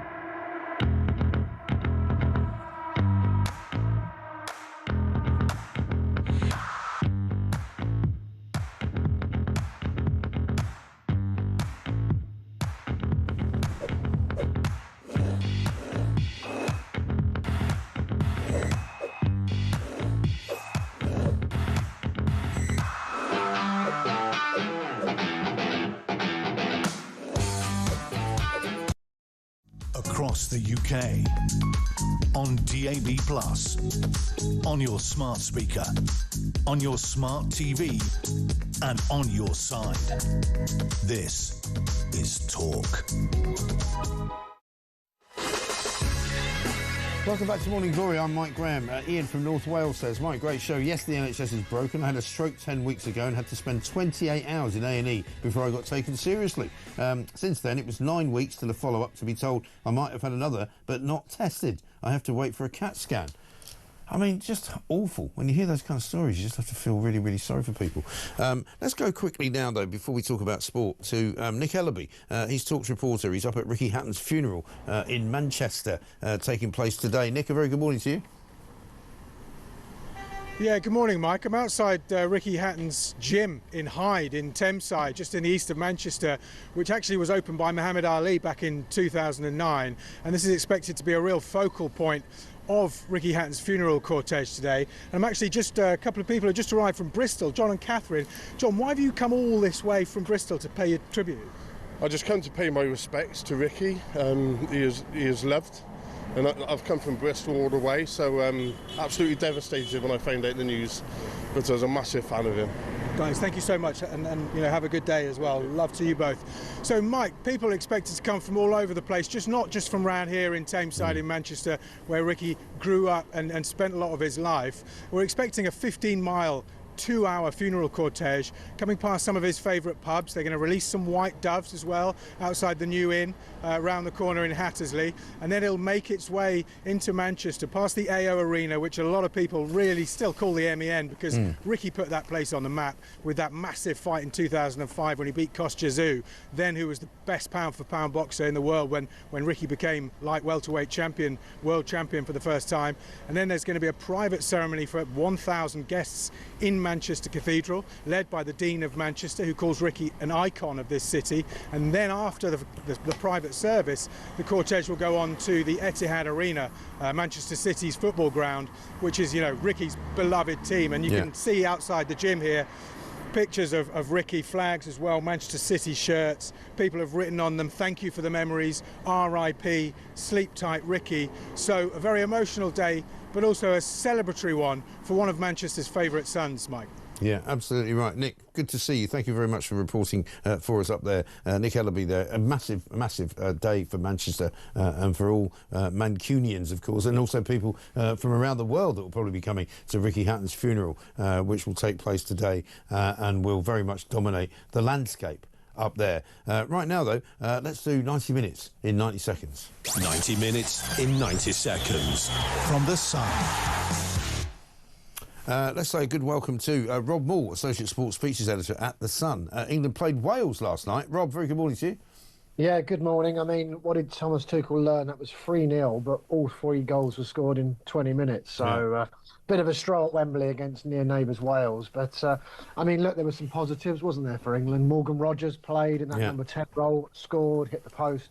Hit the woodwork, and Elliot Anderson, who plays for Nottingham Forest, keeps developing and improving as he's been introduced into the side. So a couple of positives, but Thomas Tuchel was not happy with the England crowd and the lack of noise that he felt they were getting, certainly in the second half. But can you really blame the England fans when they paid quite a lot of money and it sort of petered off, didn't it, in the second half? Wales improved a bit. So, yeah, I mean, the big one's on Tuesday against Latvia. England win that. They're in the World Cup. Yeah, I mean, Latvia not really known as a particularly great footballing force, so it shouldn't be too difficult, should it?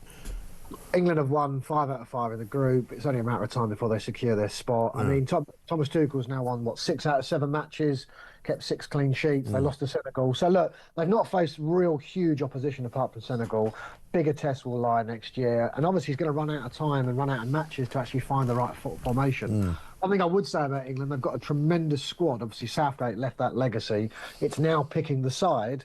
And the question is, will Jude Bellingham, where will he fare in that side going into the World Cup? Because he was absent from the squad because of he was left out by the German manager. Yeah, I mean, presumably he'll find a place for him. He's not going to leave him out for a good, is he? No, I mean, to be fair, he's just had shoulder surgery in July and he's only just come back from Real Madrid. So it made sense for him to be absent from this squad. He will be part of the squad. It's just Morgan Rogers has staked his claim last night to play in that position. But you would assume that Jude Bellingham... But Thomas Tuchel made the point on the eve of this camp, he's going to pick a team.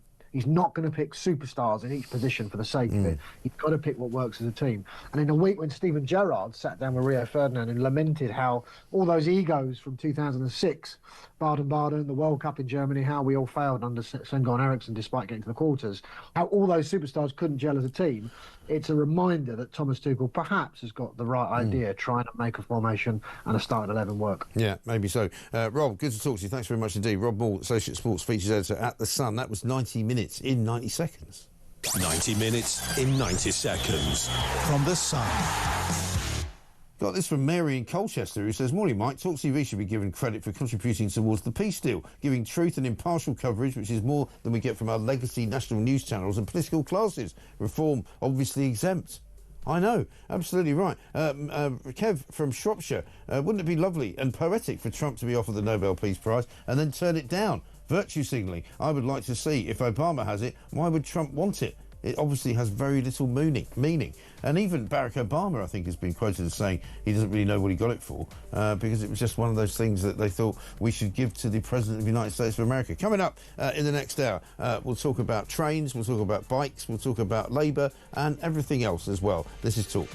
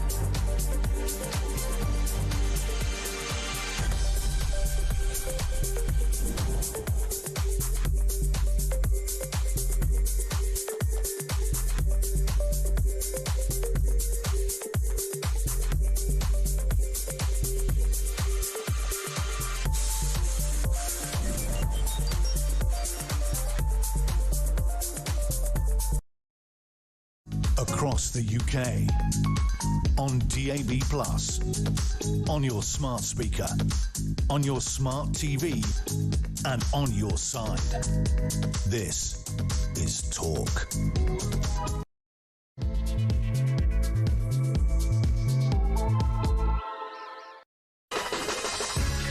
Welcome back to Morning Glory. Coming up to 3 minutes past 9. It is, of course, Friday the 10th of October. Lots of you have got plenty to say this morning about a great many things. All of the front pages very much consumed by the peace deal in the Middle East. Blessed is the peacemaker, it says on the front page of the Daily Mail. Hamas say the war is over. But by the way, utterly pointless is the virtue signalling liberals like Keir Starmer and Emmanuel Macron. The front page of the Times has got pictures of people in Tel Aviv hugging each other in Hostage Square. Square. Trump celebrates the art of the everlasting peace deal. It says on the front page of the Times. The Telegraph goes with "We have peace in the Middle East." Trump says he hopes to be at a ceremony to sign a truce accord as hostages are set to go free next week. We've been talking about a great many other stories as well this morning, and not least the NHS, which apparently is in crisis yet again.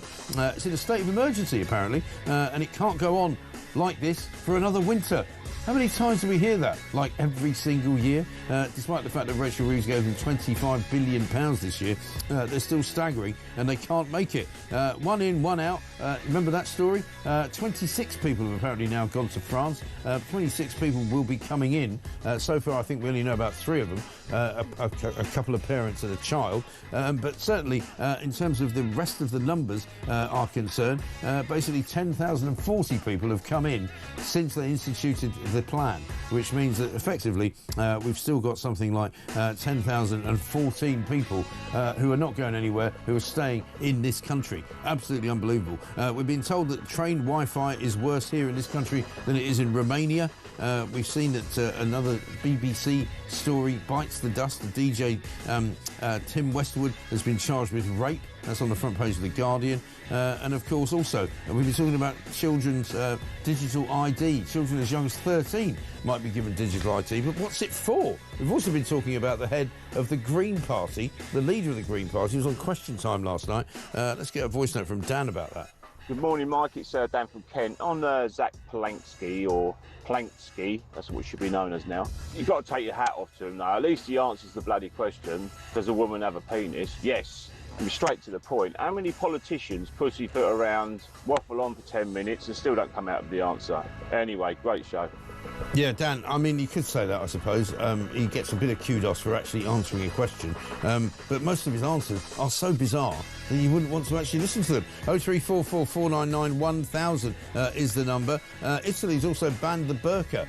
You heard from Sarah Pochen in the last hour. In this hour, we're going to speak to Ben Clapworthy from The Times about biking. We're going to speak to Rohan Pike, a former senior Australian Border Force police officer. And David Maddox, political editor of The Independent, joins us as well. This is Morning Glory. It's the home of common sense. The migrant tracker there reading at 58,713. That's since Keir Starmer's been Prime Minister, and it's not going particularly well. 35,471 arrived in 2025 alone.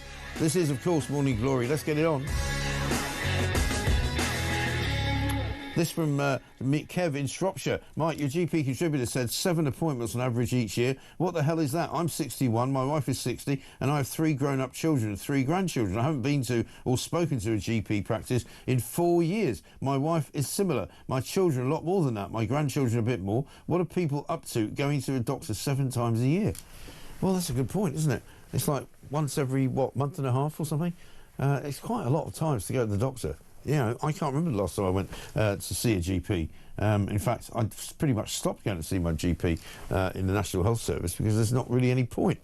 Absolutely no point whatsoever. 0344 499 1000. One of the other things we've been talking about is Keir Starmer, who's, of course, not yet back. He might be back soon into London, but he's been in India for the last few days. He went and visited the Bollywood headquarters of the Indian film business down in Mumbai. But he also did a bunch of other stuff as well. Here he is, deciding to give us his lesson in speaking Hindi. Mujhe yaha aapko bahut khushi hui. Hui, fui, koi, kushi, fui, puhi. I mean, I don't think that's any language whatsoever. Welcome to BA flight 7001. 5, 4, 3, 2, 1. I mean, dear God. He's back, presumably, this weekend. God knows what lies in store for us. You know, who knows what the Sunday papers are going to come up with, by the way, as well, because he's still mired in all sorts of terrible, terrible scandal. Let's talk to David Maddox, political editor at The Independent. David, very good morning to you. Morning, Mike. How are you? Yeah, not bad, not bad. As usual, Keir Starmer's tried to buy himself a bit of spare time. He's gone over to India. He's announced a couple of announcements which supposedly make it look as though we're going to create more jobs in Britain than we know what to do with. But I'm not convinced he went for any other reason than just to get out of the way because he didn't really want to be here. He may well have been hoping to distract from the Tory conference last week, but I think a few Tories would have been quite happy for him to distract from them as well. So, you know. Well, I mean, all of the problems that he had before he went away are still there. When he comes back, he's still got to worry about Morgan McSweeney and the problems with the £740,000 donation. He's now got to worry about the Chinese spy scandal, which a lot of people think is the most serious scandal of all that he's been involved with. The release of a dossier into the Chinese spying was blocked by the Treasury, we learned this morning from the Daily Telegraph. Jonathan Powell decided in June the government would not publish details about espionage from the Foreign Office's China audit. His decision came after Treasury officials said releasing information from the comprehensive analysis of China's influence in Britain could damage trade and investment links. I mean, it sounds to me like a bit of corruption, that. Well, I mean, it certainly looks as though they, if I could put it nicely, taken a pragmatic approach to China in terms of trade. But I mean, it is looking very bad indeed. I mean, the interesting thing is whether Jonathan Powell, the National Security Advisor, survived this. I mean, the thought of Starmer having to sack yet another senior appointee is just becoming a bit of a joke, frankly. Yes. I mean, how many more people around him can he sack without actually having to take any blame himself? Well, I think he may be running out, but I'm not sure. I mean, I guess it's Morgan McSweeney, but as I think we've discussed before, Morgan McSweeney and Keir Starmer really can't not survive without each other. Yeah. So if he sacks him, it may well be over. Yeah, exactly right. And I mean, how would that work, do you think? I mean, how would that play out in sort of real time? Because, you know, I've seen a timeline by which it says, you know, by the time we get into sort of mid to late November and people start panicking about the budget that Rachel Reeves is going to have to produce for November the 26th, at some point after that budget, which will be a disaster, Morgan McSweeney will probably go. He will then leave a massive vacuum in Downing Street because there won't really be anybody holding it all together. And then Starmer probably doesn't then last until even the May local elections. Well, I could tell you that they're already panicking about the budget. I mean, they're not waiting to panic about it. There's deep splits. We reported on this last week on Front Page League last week. There's deep splits about it. The budget will happen. Everybody will still be in place, but it's going to have to be a great one because the fallout threatens to be really dangerous for this government. So I still think the hot spot is the May elections next year, and then MPs will really start looking at their tiny majorities. Yes, and one of the things that I think has been a sort of, I don't know, highlighted, if you like, by his trip alone to India is not so much what he was doing there, but what he wasn't doing elsewhere. Have a look at what he said yesterday about the Gaza peace deal. And I will take this opportunity to put on record my thanks to President Trump for his leadership on this, to the Qataris, to Egypt and Turkey, who've done really important work in the negotiations. It is a relief to the world, and I think particularly of the hostages who've been held a very long time and their families, and to all the civilians in Gaza who've been so affected by this conflict. He's talking there as if he's a man on the outside looking in, isn't he? Because he wasn't thanked yesterday by President Trump. I mean, President Trump went out of his way literally not to mention the Western countries that had actually recognised Palestine as a state, which apparently didn't really help matters when they were trying to do the peace deal. So I think, you know, Mr Starmer, Mr Carney in Canada and Mr Macron in France are pretty much on the NFI list, aren't they, when it comes to the White House? When we talked to ministers about this, they were, I mean, obviously trying to up their contribution, and they were suggesting that basically the reason that the Qataris and other Arab states got on side in terms of dealing with Hamas was because of a recognition of the Palestinian state. I don't know because I wasn't in those talks, but yeah, I mean, you're right. It does look as though he was a peripheral figure in all of this. But I mean, should we be surprised? Really? I mean, this has been one of the criticisms of Parliament's obsession with the whole issue is that actually we're not major players in this. There's one major player outside Israel and Gaza itself, which is the United States. And probably the next one is Turkey. So, this is, it doesn't surprise me at all. No, but it's kind of a sad indictment of the way Britain is now seen in the world, on the world stage, because, we would otherwise have been very much front and centre of any deal that was being done. Because we would have been, let's not forget, Keir Starmer, when he put together the coalition of the willing, when he was talking about being the bridge between Europe and the White House and Washington, D.C., because he thought that he was able to broker all sorts of deals with Donald Trump. It turns out that now Donald Trump doesn't even acknowledge his existence. Well, Donald Trump, in fairness to Keir Starmer, Donald Trump has been actually quite effusive about him as far as other world leaders are concerned. Oh, yeah, well, I don't think Donald Trump listens to many world leaders. I think Keir's probably done as much as anybody, probably more than anybody, and he certainly pushed these issues. I think he's taken more of an active role, frankly, with the Ukraine one, and we've still got to wait to see how that plays out. Matt, of course, was a coalition of the willing. Well, yeah, So, I think the point... Trump is I'm not going to say a unique politician, but an almost unique politician. And I really don't... I don't think he was particularly listened to anybody. No, I don't think he does. But, the point is that, he's effusive about Keir Starmer when he wants to be, but he kind of treats him like his lapdog. The point is that Britain is not a lapdog to anybody. Britain should be a country that is front and centre of any kind of Western alliance about any kind of world event that it should be involved in. And when you're talking about, the Middle East, which affects every single country, certainly in Western Europe, not least because of the effect that it has on the immigration problem, the fact that we have been completely and utterly bypassed, completely and utterly, treated like we don't matter, I think is an embarrassment to this country, don't you? Well, it is, and it kind of reflects, I'm afraid, a slide in our position in the world. Some would put that down to Brexit. I wouldn't personally, but it's a... No, it's got nothing to do with Brexit. It's got nothing to do with Europe. It's got everything to do with Britain. No, hang on, David, hang on a minute. It's got everything to do with the fact that Britain, as a country, was the biggest ally that America had and was the biggest ally that Israel had. And it looks to me as though that is no longer now the case. It's got nothing to do with Europe, nothing to do with the European Union, everything to do with Britain's place in the world, which was always right at the next table. Right at the next table. So, hang on.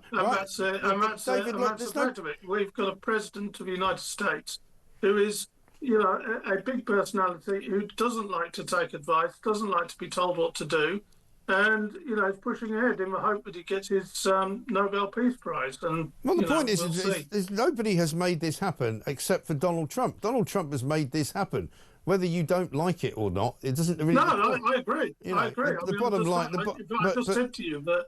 But surely, David, the point is... Surely the point is that Britain should be kind of ashamed of where we now find ourselves, shouldn't we?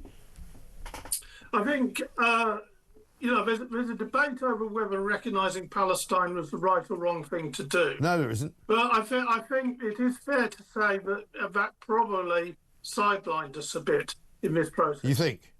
Yeah. Sidelined us a bit. Well, it completely ruined our relationship with Israel, right? So that's over and done with. Totally. We now no longer count as one of their closest allies. We now no longer receive very, very important information and intelligence from them on the terrorism front. And it also made us look stupid in the eyes of America.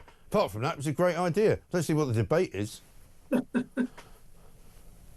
Yes, I think those who are advocating it were advocating it on trying to make a moral case around it rather than a diplomatic one. But, Well, there's no moral case around recognising something that doesn't exist. You might as well say... That's where the battle line was. Well, recognising something that doesn't exist, I might as well recognise the speck that's literally off to the right of my hand here that doesn't actually there. I've recognised a bit of air. To be fair, I can think of a few unrecognised countries which are now lining up for recognition, which could make an interesting story. Oh, yeah. So who's next, then? Well, I wouldn't be surprised if something like Somaliland, a nice, peaceful country, been existing basically since the 1980s, used to be one of our colonies, actually, hasn't had much to do with Somalia for a while. I actually want to help us in the Middle East rather than hinder us. I think they might be at the front of the queue. No, really? Blimey. Well, I'm no doubt we'll probably be giving them some money as well after giving the Chagos Islands away. Perhaps we'll be handing out some more cash for that. Good to speak to you, David. Thanks very much indeed. David Maddox, political editor at The Independent. Let's get a voice note from Perry. Morning, Mike. You might have to forgive me. I've been away from the news a few days. But so Donald Trump has come up with a peace deal which seems to be working, going through, hopefully, without recognising Palestine as a state. I mean, I might be wrong. Like I said, I'm maybe ill-informed. If so, where does that leave Keir Starmer's plan for peace? And the other thing that's really annoying me, I listened to the mainstream media yesterday. They're still not giving Donald Trump any credit for this at all. It's all, oh, the talks are very fragile and it could break down at any minute. They're still not giving the man any credit for it at all. No, because they're a bit deranged. I mean, David Maddox there, obviously slightly deranged, doesn't want to do it either. You know, Barack Obama, right, puts out a tweet in which he hails the peace deal without mentioning Donald Trump at all, as if Donald Trump's got nothing to do with it. It's absolutely incredible. Incredible. Morning, Mike. Donald Trump is a true statesman, says Linda in Walmer. The Jewish people have suffered enough. If the pro-Gaza protesters continue to cause havoc here, I suggest they join their mates in Iran. We'll see how that works out. Good idea. Maybe we could deport them on a one-in, one-out basis. Joe from Leeds says, not only has spineless Starmer not supported our ally Israel to reach a peace deal, he has actively worked against this by supporting terrorism and allowing anti-Semitism to grow here. Absolutely shameful. Well, this is what I'm saying. And not only that, but he's kind of brought the country and its reputation around the world down into the gutter. You know, Israel doesn't want to know us now because we recognise Palestine, which isn't a state, as a state. Also called, in David Lammy's case, for the arrest of Benjamin Netanyahu if he comes to this country because he's a war criminal. I mean, what did you expect them to do? Israel have stood firm. They've won this war. The first time they've won a decent conflict with the Middle Eastern neighbours of theirs since the 70s, right? And so where are we? We're on the sidelines. We're in India, where the Prime Minister's talking in tongues, frankly. Let's have another look at what he said in Hindi. मुझे यहाँ आकर बहुत खुशी हुई. Yeah, there's a Middle East peace deal going on, mate. You might want to be part of it. Instead of going, hui, hocha, hodo, hi, he, ho, ha, how. I mean, you might as well do that. Let's get a gaff from Ian Collins, because it is Friday.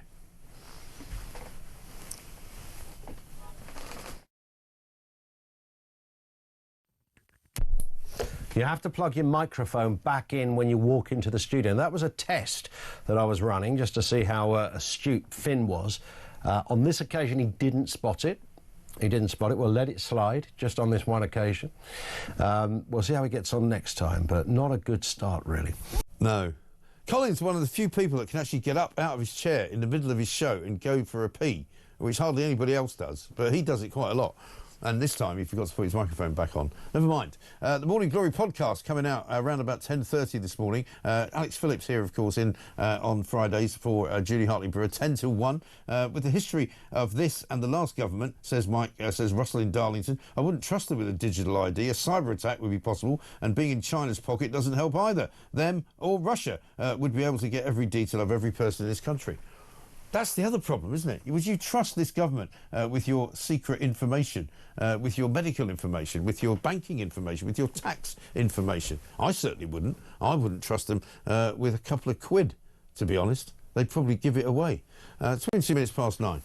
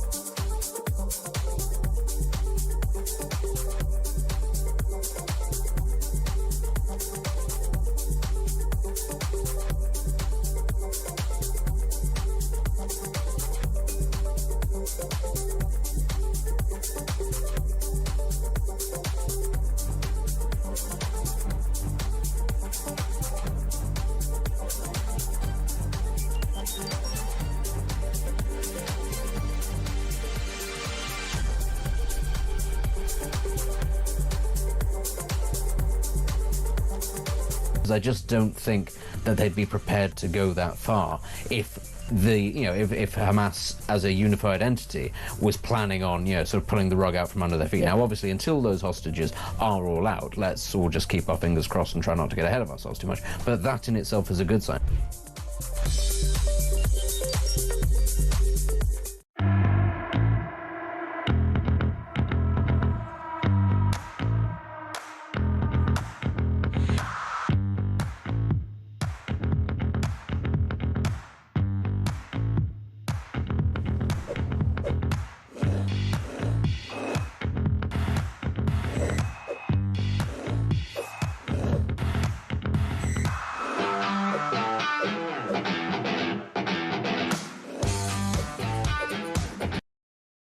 Across the UK, on DAB+, on your smart speaker, on your smart TV, and on your side. This is Talk. Welcome back to Morning Glory. It's 26 minutes past 9. We're here for about another half an hour when, of course, Alex Phillips will be here taking us through until 1 o'clock. Plank of the Week coming out tonight at 7. It's another all-girl panel, by the way, all-woman panel, some might say. We can get that out there to you at 7 o'clock on YouTube. You want to keep your eyes open for that. Coming up, we're going to speak to a former senior Australian Border Force cop who's going to tell us how Australia managed to stop the illegal migrant tide that was infesting their country. Ben Clapworthy's here, though, Transport and Travel Correspondent for The Times. Very good morning to you, Ben. Good morning, Mike. Nice to see you. Amazing story, which actually wasn't in your paper, but it was in another paper. I won't mention it, obviously, to spare your blushes. 60 Minutes, they put a camera on a red light in London, and 172 cyclists ran through it in 1 hour, which tells you all you need to know about these disgusting criminal types who have no respect for the law and certainly don't care about people's individual safety. Yes, absolutely. And in fact, I have a sneaking suspicion that the idea for this came from a piece that we ran a few weeks ago where we had the biggest study of red lights. It was carried out in London, Manchester, Glasgow and Birmingham, and looked at exactly this issue. And basically, the thing is that it seems that a very large number of cyclists seem to feel that the rules of the road do not apply to them. And just as we're seeing the pictures now, just cycle through red lights when they're on red for pedestrians, when they're on red for the fact that there are people turning from the other direction, but they just seem to have zero awareness for their own safety or other people's safety. No, exactly right. And anybody who walks around London or who, drives around London or even gets a bus around. I mean, I take a bus and a tube home every single day. And whenever I see a bus stop, particularly on one of those sort of traffic islands that they've now put them on, you see people getting off the bus and sort of gingerly walking into a cycle lane, and quite often you see cyclists either sort of crashing into them or coming to screeching halt because there's a pedestrian who they're supposed to give way to, and it's a nightmare. Yeah, absolutely. And, those floating bus stops are really dangerous as well. But also with the new super cycle highways that were sort of put in from the time that Boris Johnson was mayor, you just noticed that people have total disregard for you. And there'll be hundreds of cyclists. It makes it impossible to cross the road because they're not stopping for the lights. Right. They literally have no interest in pedestrians. Now, my brother's in a wheelchair and I've been pushing him across the road before and nearly had cyclist career into him. And actually, I think that, it would teach them a lesson, because I think they would probably come off worse than his wheelchair would. But it's a complete state of affairs out there. The rental bikes don't help. I know Lime have been doing a lot of work to try and tell their users that they need to abide by the traffic rules, but it's very simple. When you're driving a car, you don't drive through a red light, so why should you on a cycle? No, exactly right. The reason being is that because cyclists don't have number plates, it means it's very difficult to prosecute them. And actually, what they have seen is in the City of London, where they did clamp down on it, they did start dishing out £50 penalty notices, is one of the few places in London where you do actually see cyclists stopping at red lights. But that's only because they know that there's a risk of of the fact that they might get a fine. Well, like every sort of situation where, you know, people commit what might be called low-level crime, they do it because they don't think they're going to get caught. Same with, you know, London Bridge recently. You've probably seen them on the tube. They've got lots of British Transport Police hanging around to stop people from bunking through the gates without paying, you know, and it seems to be having an effect because people don't do it if they're going to see a police officer on the other side of it, you know. And according to the piece of the Telegraph, a £50 fixed penalty notice to all of these people that actually went through the red light in 1 hour would have raised about £8,600. And again, if I wonder whether, you know, technology could help out here. I mean, would there not be a way, or could there not be a way that some of these electric bikes could have a cut-off on them so that if a light turns red, somehow the bike doesn't go? Well, yes, I mean, there is a way of geolocating these things. We know that with the scooters, the rental scooters, they have geo-fenced areas where if you ride into them, the scooter basically cuts out. But still, I mean, the number of people you see using the rental e-bikes on the pavement around the place with absolutely no regard for the safety of people, but also people that have got these super modified e-bikes as well that go 40, 50 miles an hour, which are also completely illegal. But it just seems that it is that low-level crime, and it's exactly the same thing that you say about the tube, is that it gives other people this feeling that there are just people everywhere breaking the law. Low level, not paying for the tube. You know, when I take the tube every day, it costs about £5 to return journeys. But every day you see people jumping the barriers, and this is very similar. It's that people think, well, what does it,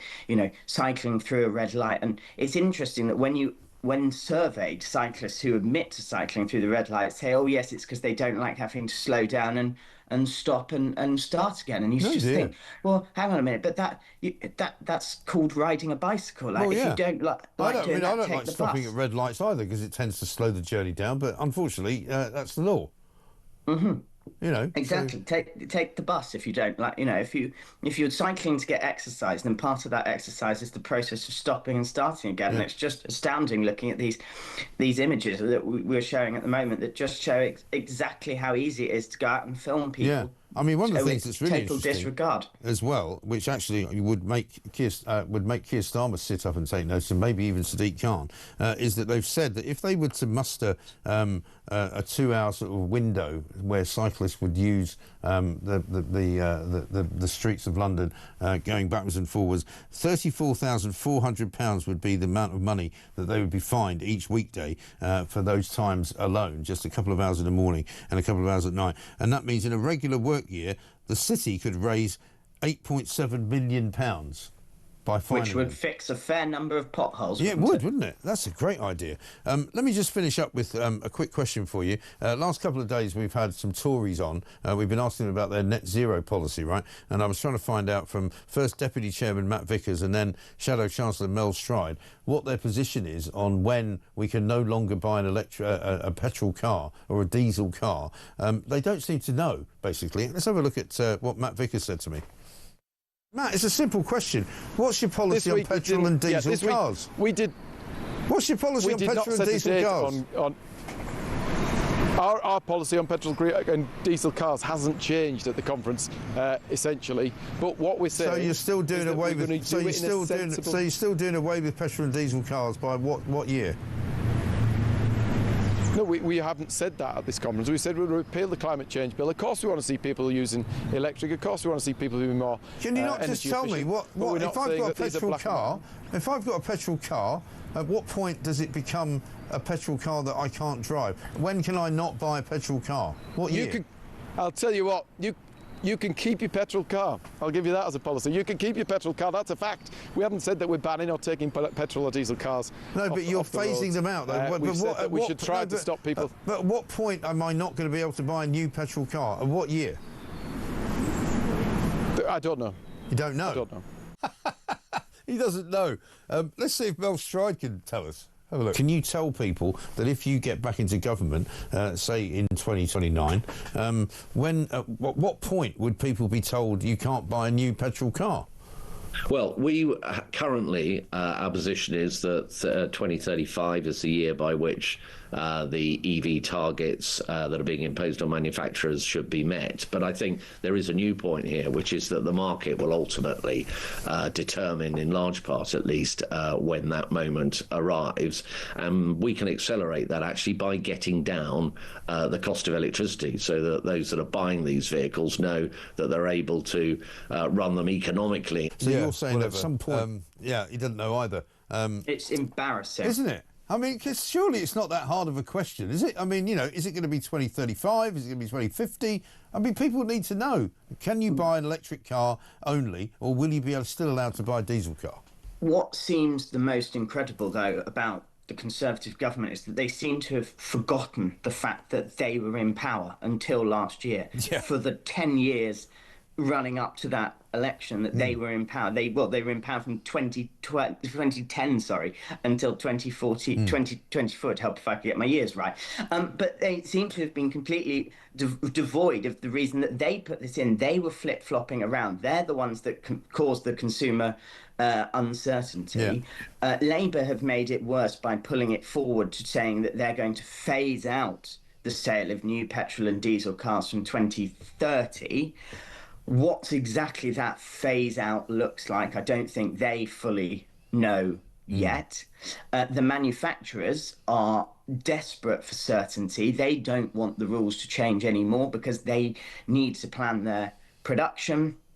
So actually, there is still a huge amount of uncertainty. Obviously, no one is saying that a petrol or diesel car that you own, you won't be able to drive, although we do know that more and more cities are putting punitive taxes onto the driving of cars and at different levels, and maybe it's free for EVs and more expensive for diesel cars than petrol cars and so on.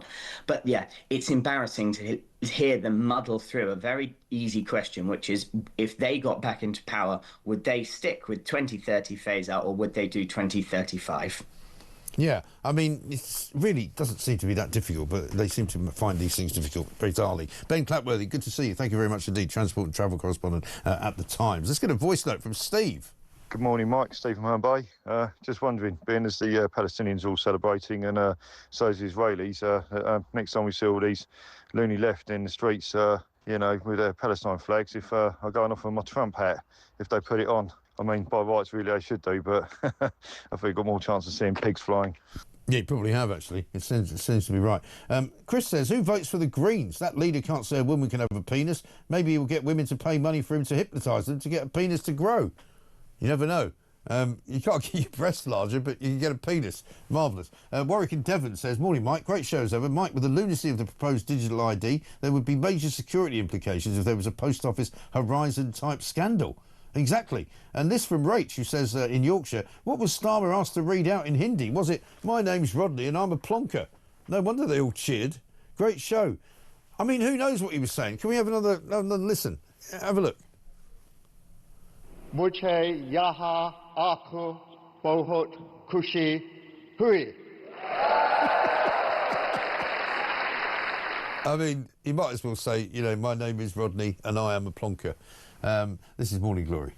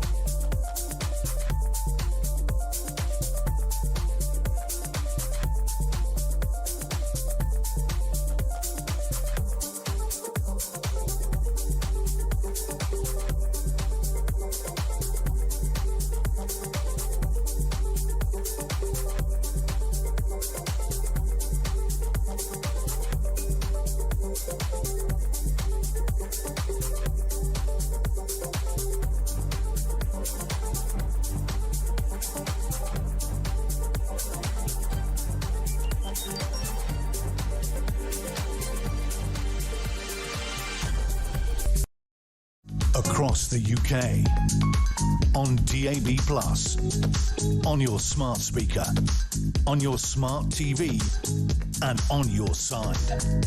This is Talk. 9:41, welcome back to Morning Glory. I'm Mike Graham with you until 10 o'clock.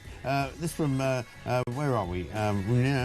Trans women hypnotism, no mistake. We've done all that. Hi, Mike. Greta Thunberg posted a picture of an emaciated man in a dark pit, claiming it was a Palestinian prisoner of the Israelis. It wasn't. It was an Israeli prisoner of Hamas. The poor man's sister told Greta to do some proper research. Yeah, absolutely right. We talk about this all the time. People just don't actually check their sources. They don't know what it is that they're actually publishing out there, which is really something you have to be careful about. Alex Phillips coming up just before 10 o'clock to tell us what's going on her show. Rowan Pike is here, though. Rowan, very good morning to you. Morning, Mike. Former senior Australian Border Force cop. We could do with you here, if you don't mind me saying so. I don't know if you still do any of that Border Force type enforcement, but we've got a massive problem here.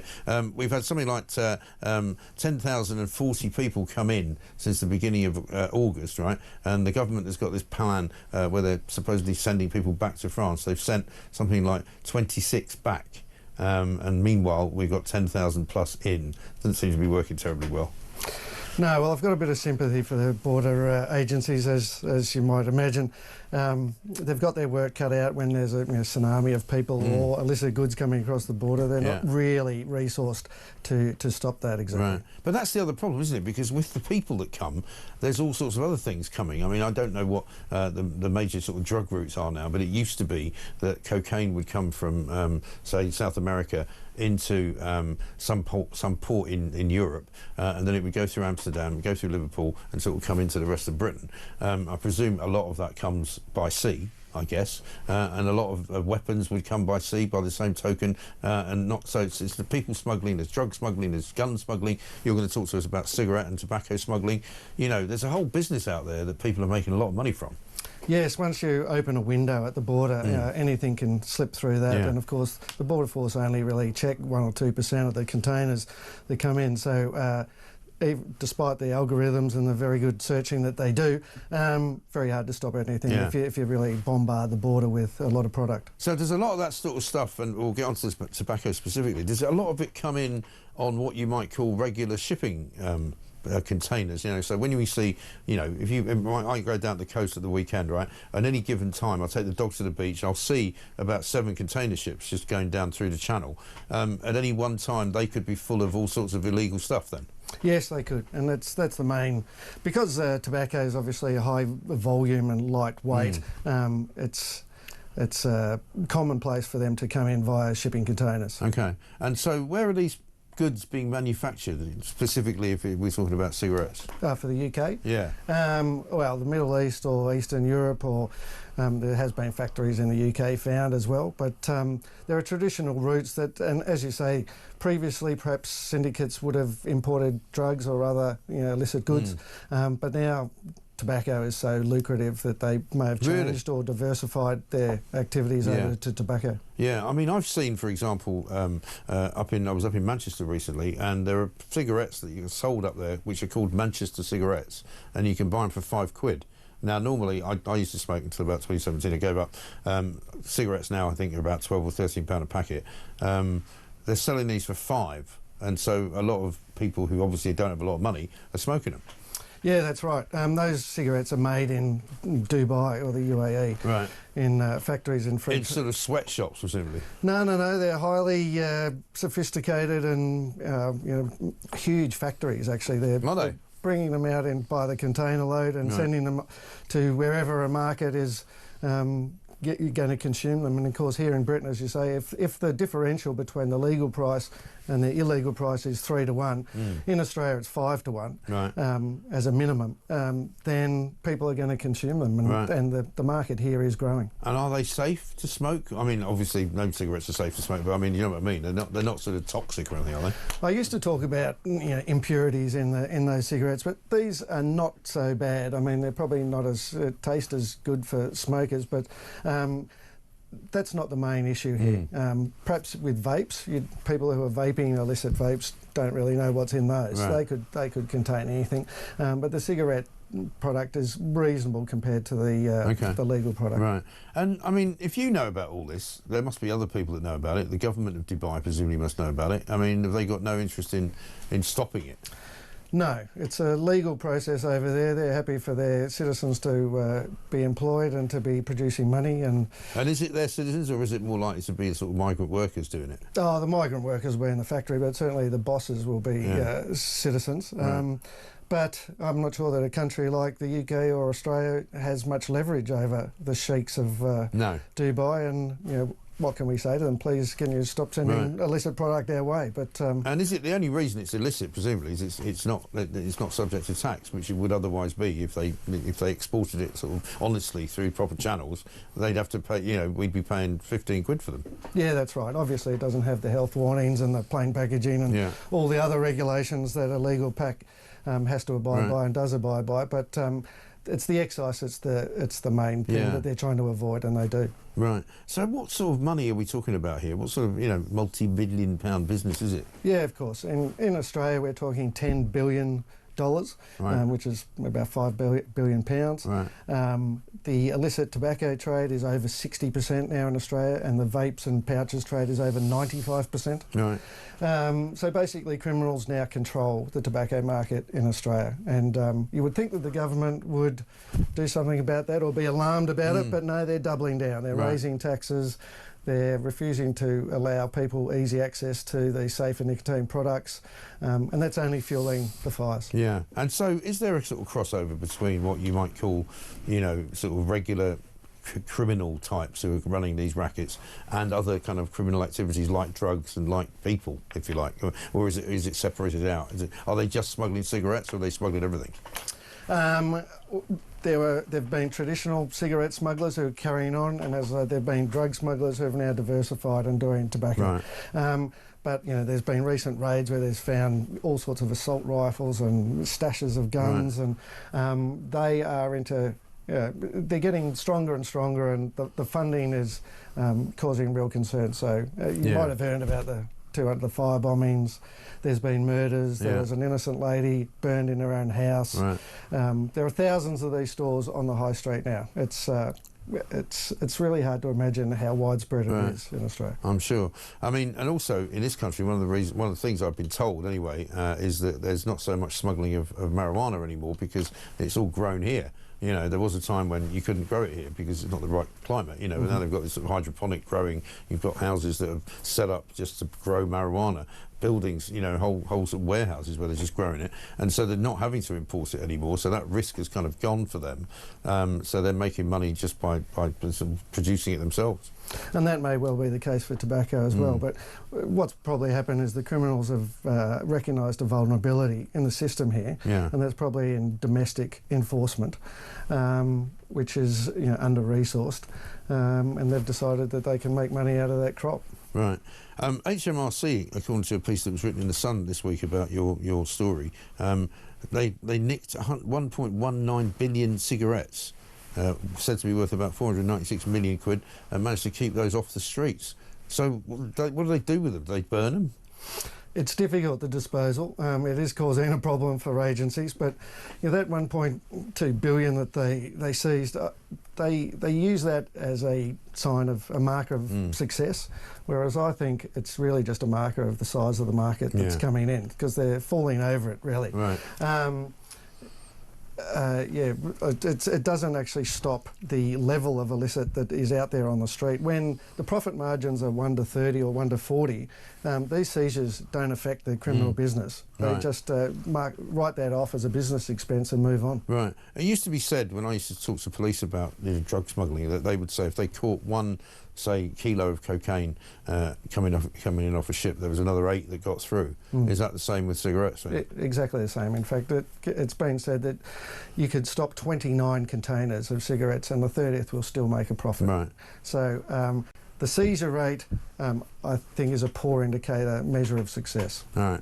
And just to go back to the actual Border Force job that you did, I don't know if you were working when Australia did sort of introduce that business of offshoring people, which is what we sort of talked about doing and wanted to do with Rwanda, but you guys did it with an island somewhere in the South Pacific, I think, wasn't it? Yeah.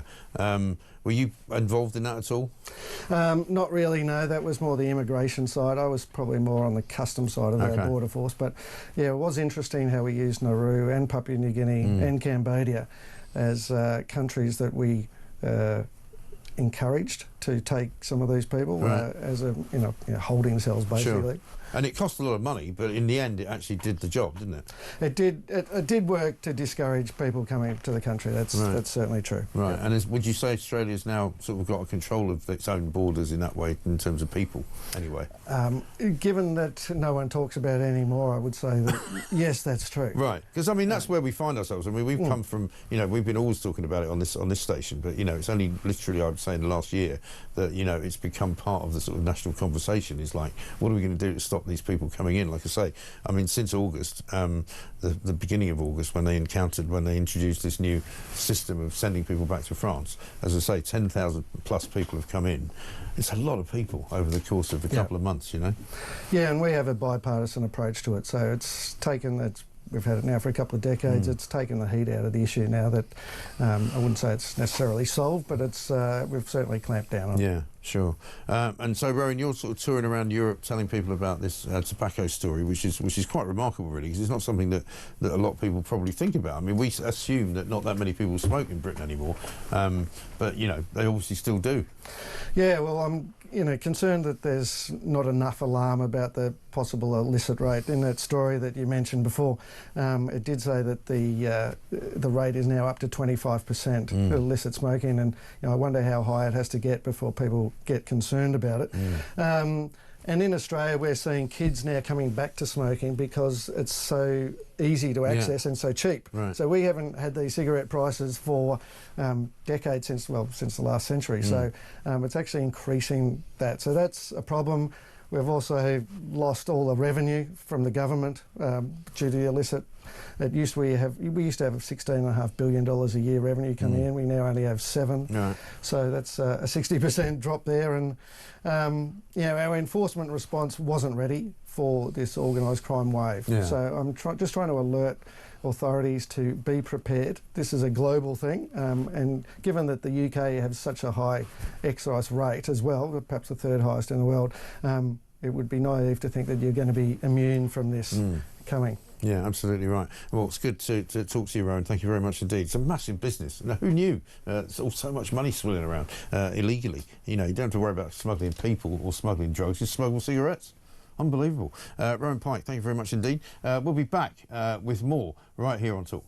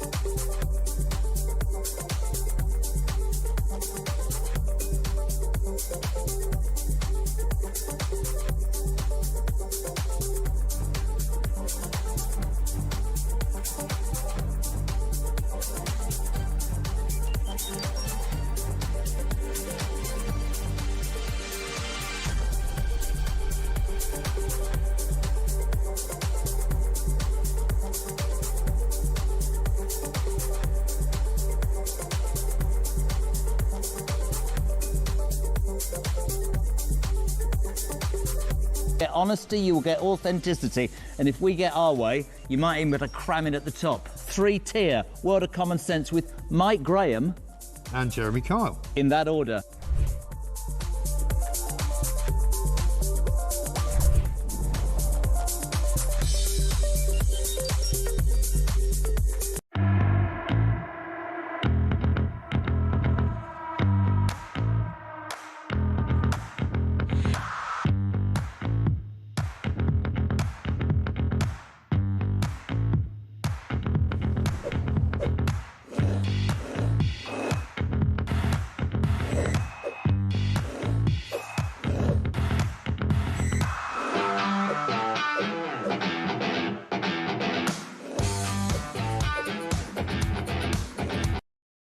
Across the UK, on DAB+, on your smart speaker, on your smart TV, and on your side.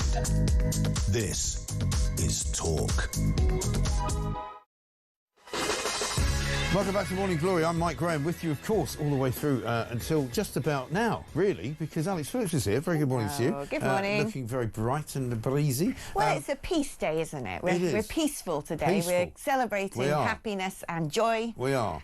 I'm going to play a clip from Plank of the Week, which you're also on. Another all-girl panel, by the way. We're very, very good on pushing that particular way of life. We quite like that.